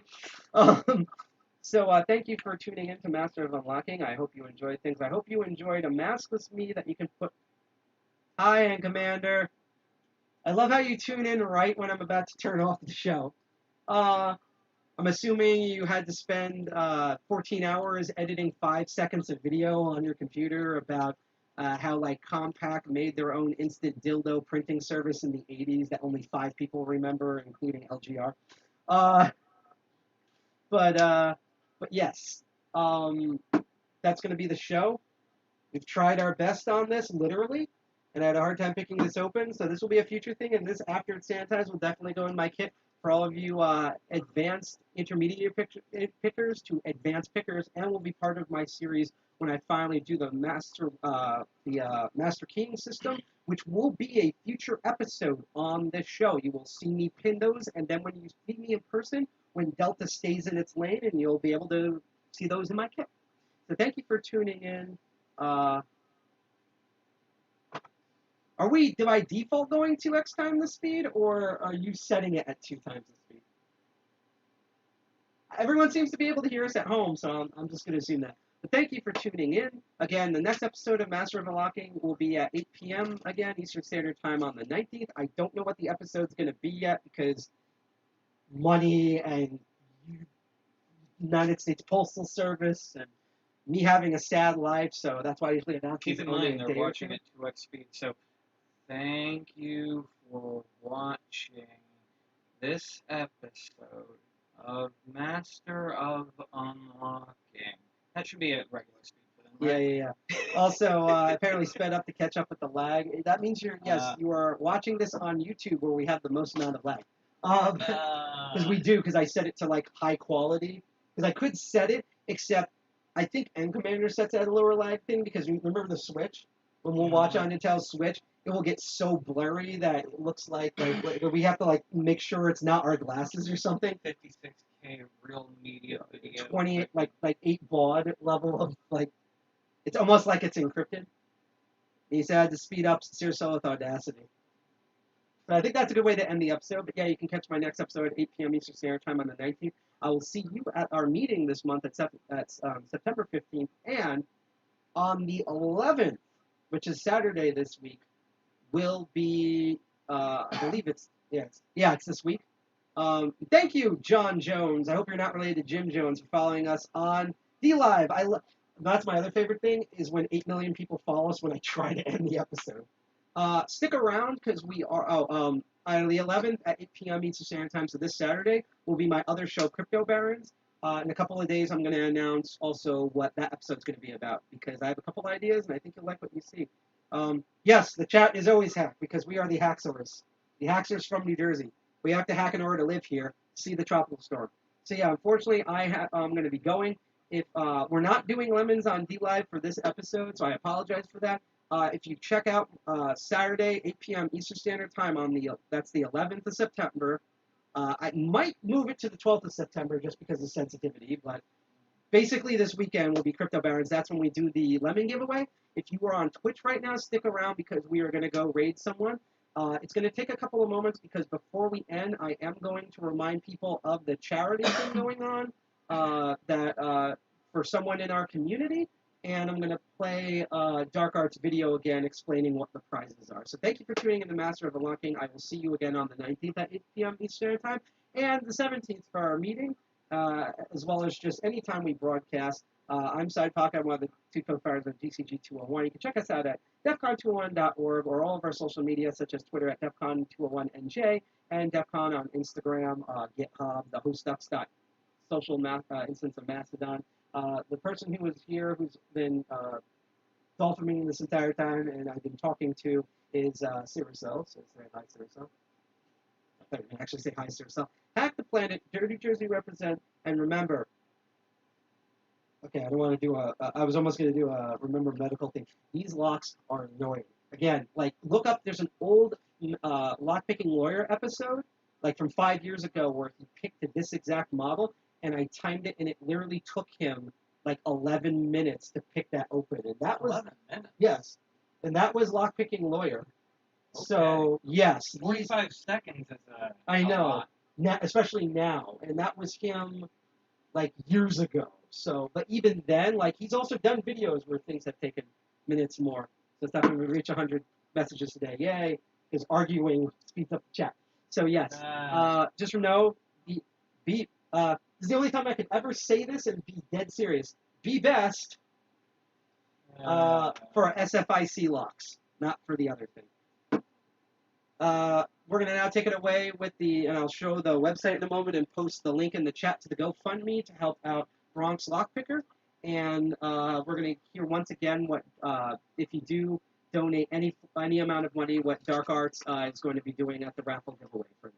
stay tuned for Twitch. Say hello to hi. Say hello to the person we're rating. Peace. And just because you hear my voice here as we transition to this screen, figure out how to remove this. Where are you? There we go. So once again, this is the link to the GoFundMe. I just posted it in chat as I move our logo to the side here to help Bronx Lockpicker out. He unfortunately lost his only child very recently, so condolences to him and the family up there. We are trying to raise in the lockpicking community $5K or $5,000 to help cover the funeral and other expenses. If you go to that link, any amount is greatly appreciated. This is not a for-profit thing. I don't make any money about this. I am going to donate when my next paycheck comes in. And if you want to be really greedy and for some reason your heart's completely callous and you don't want to donate to a good cause to help someone reprieve a tragedy, you can win a bunch of lock sporting things. And for more on that, here's Dark Arts Lockpicker, who was in the chat earlier, explaining all the stuff you can win just by entering into this noble cause. So take it away from him, and shortly after this, we're going to raid a stream. See you on the next Master of Unlocking on the 19th. See you all. Be safe.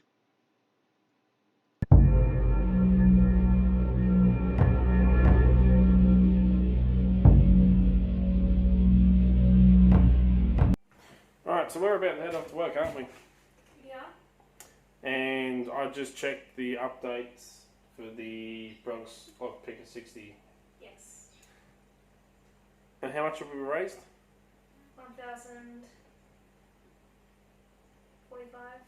$345, which is awesome. And I was on the phone to Don's Locks the other night, wasn't I? Yes. For 3 hours. For 3 hours. For 3 hours. You didn't go to bed till like 3 a.m. in the morning. I was also doing work at the same time. Oh.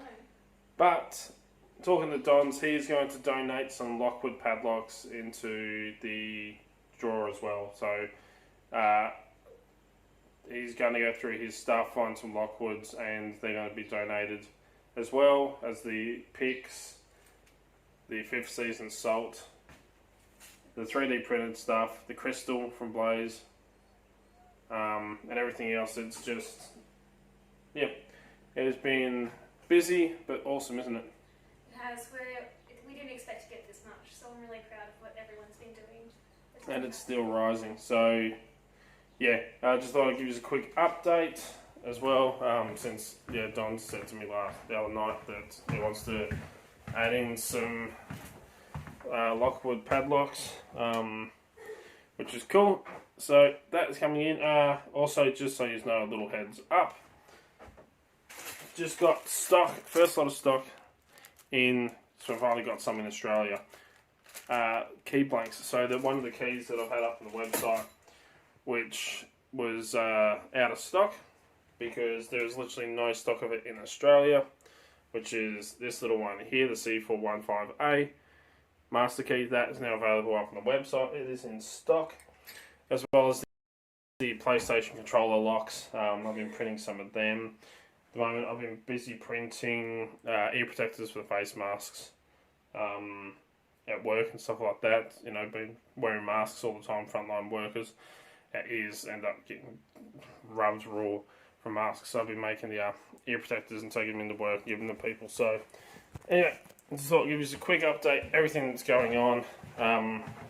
Check out all the links in the description. I'll put a link to the GoFundMe again. And I've just gone really white. Come on, camera. Adjust to the... Adjust. Thank you. I just went really white for a second. Like, you're white. Oh, shut up. Fuck yourself. As white as rice. Did you just say fuck yourself? Yep. Fine, whatever. So, we're going to head off to work, but I'll upload this one tonight when we get home. Blaze is saying bye. And, yeah. Thank you, everyone, for your support. We'll catch you all bloody soon. Don't forget, hit that subscribe button, hit that like button, share this around on every social media platform you can. And, till next time, cheers, guys. You going to say anything? Hashtag keep it bloody Hashtag keep it bloody legal.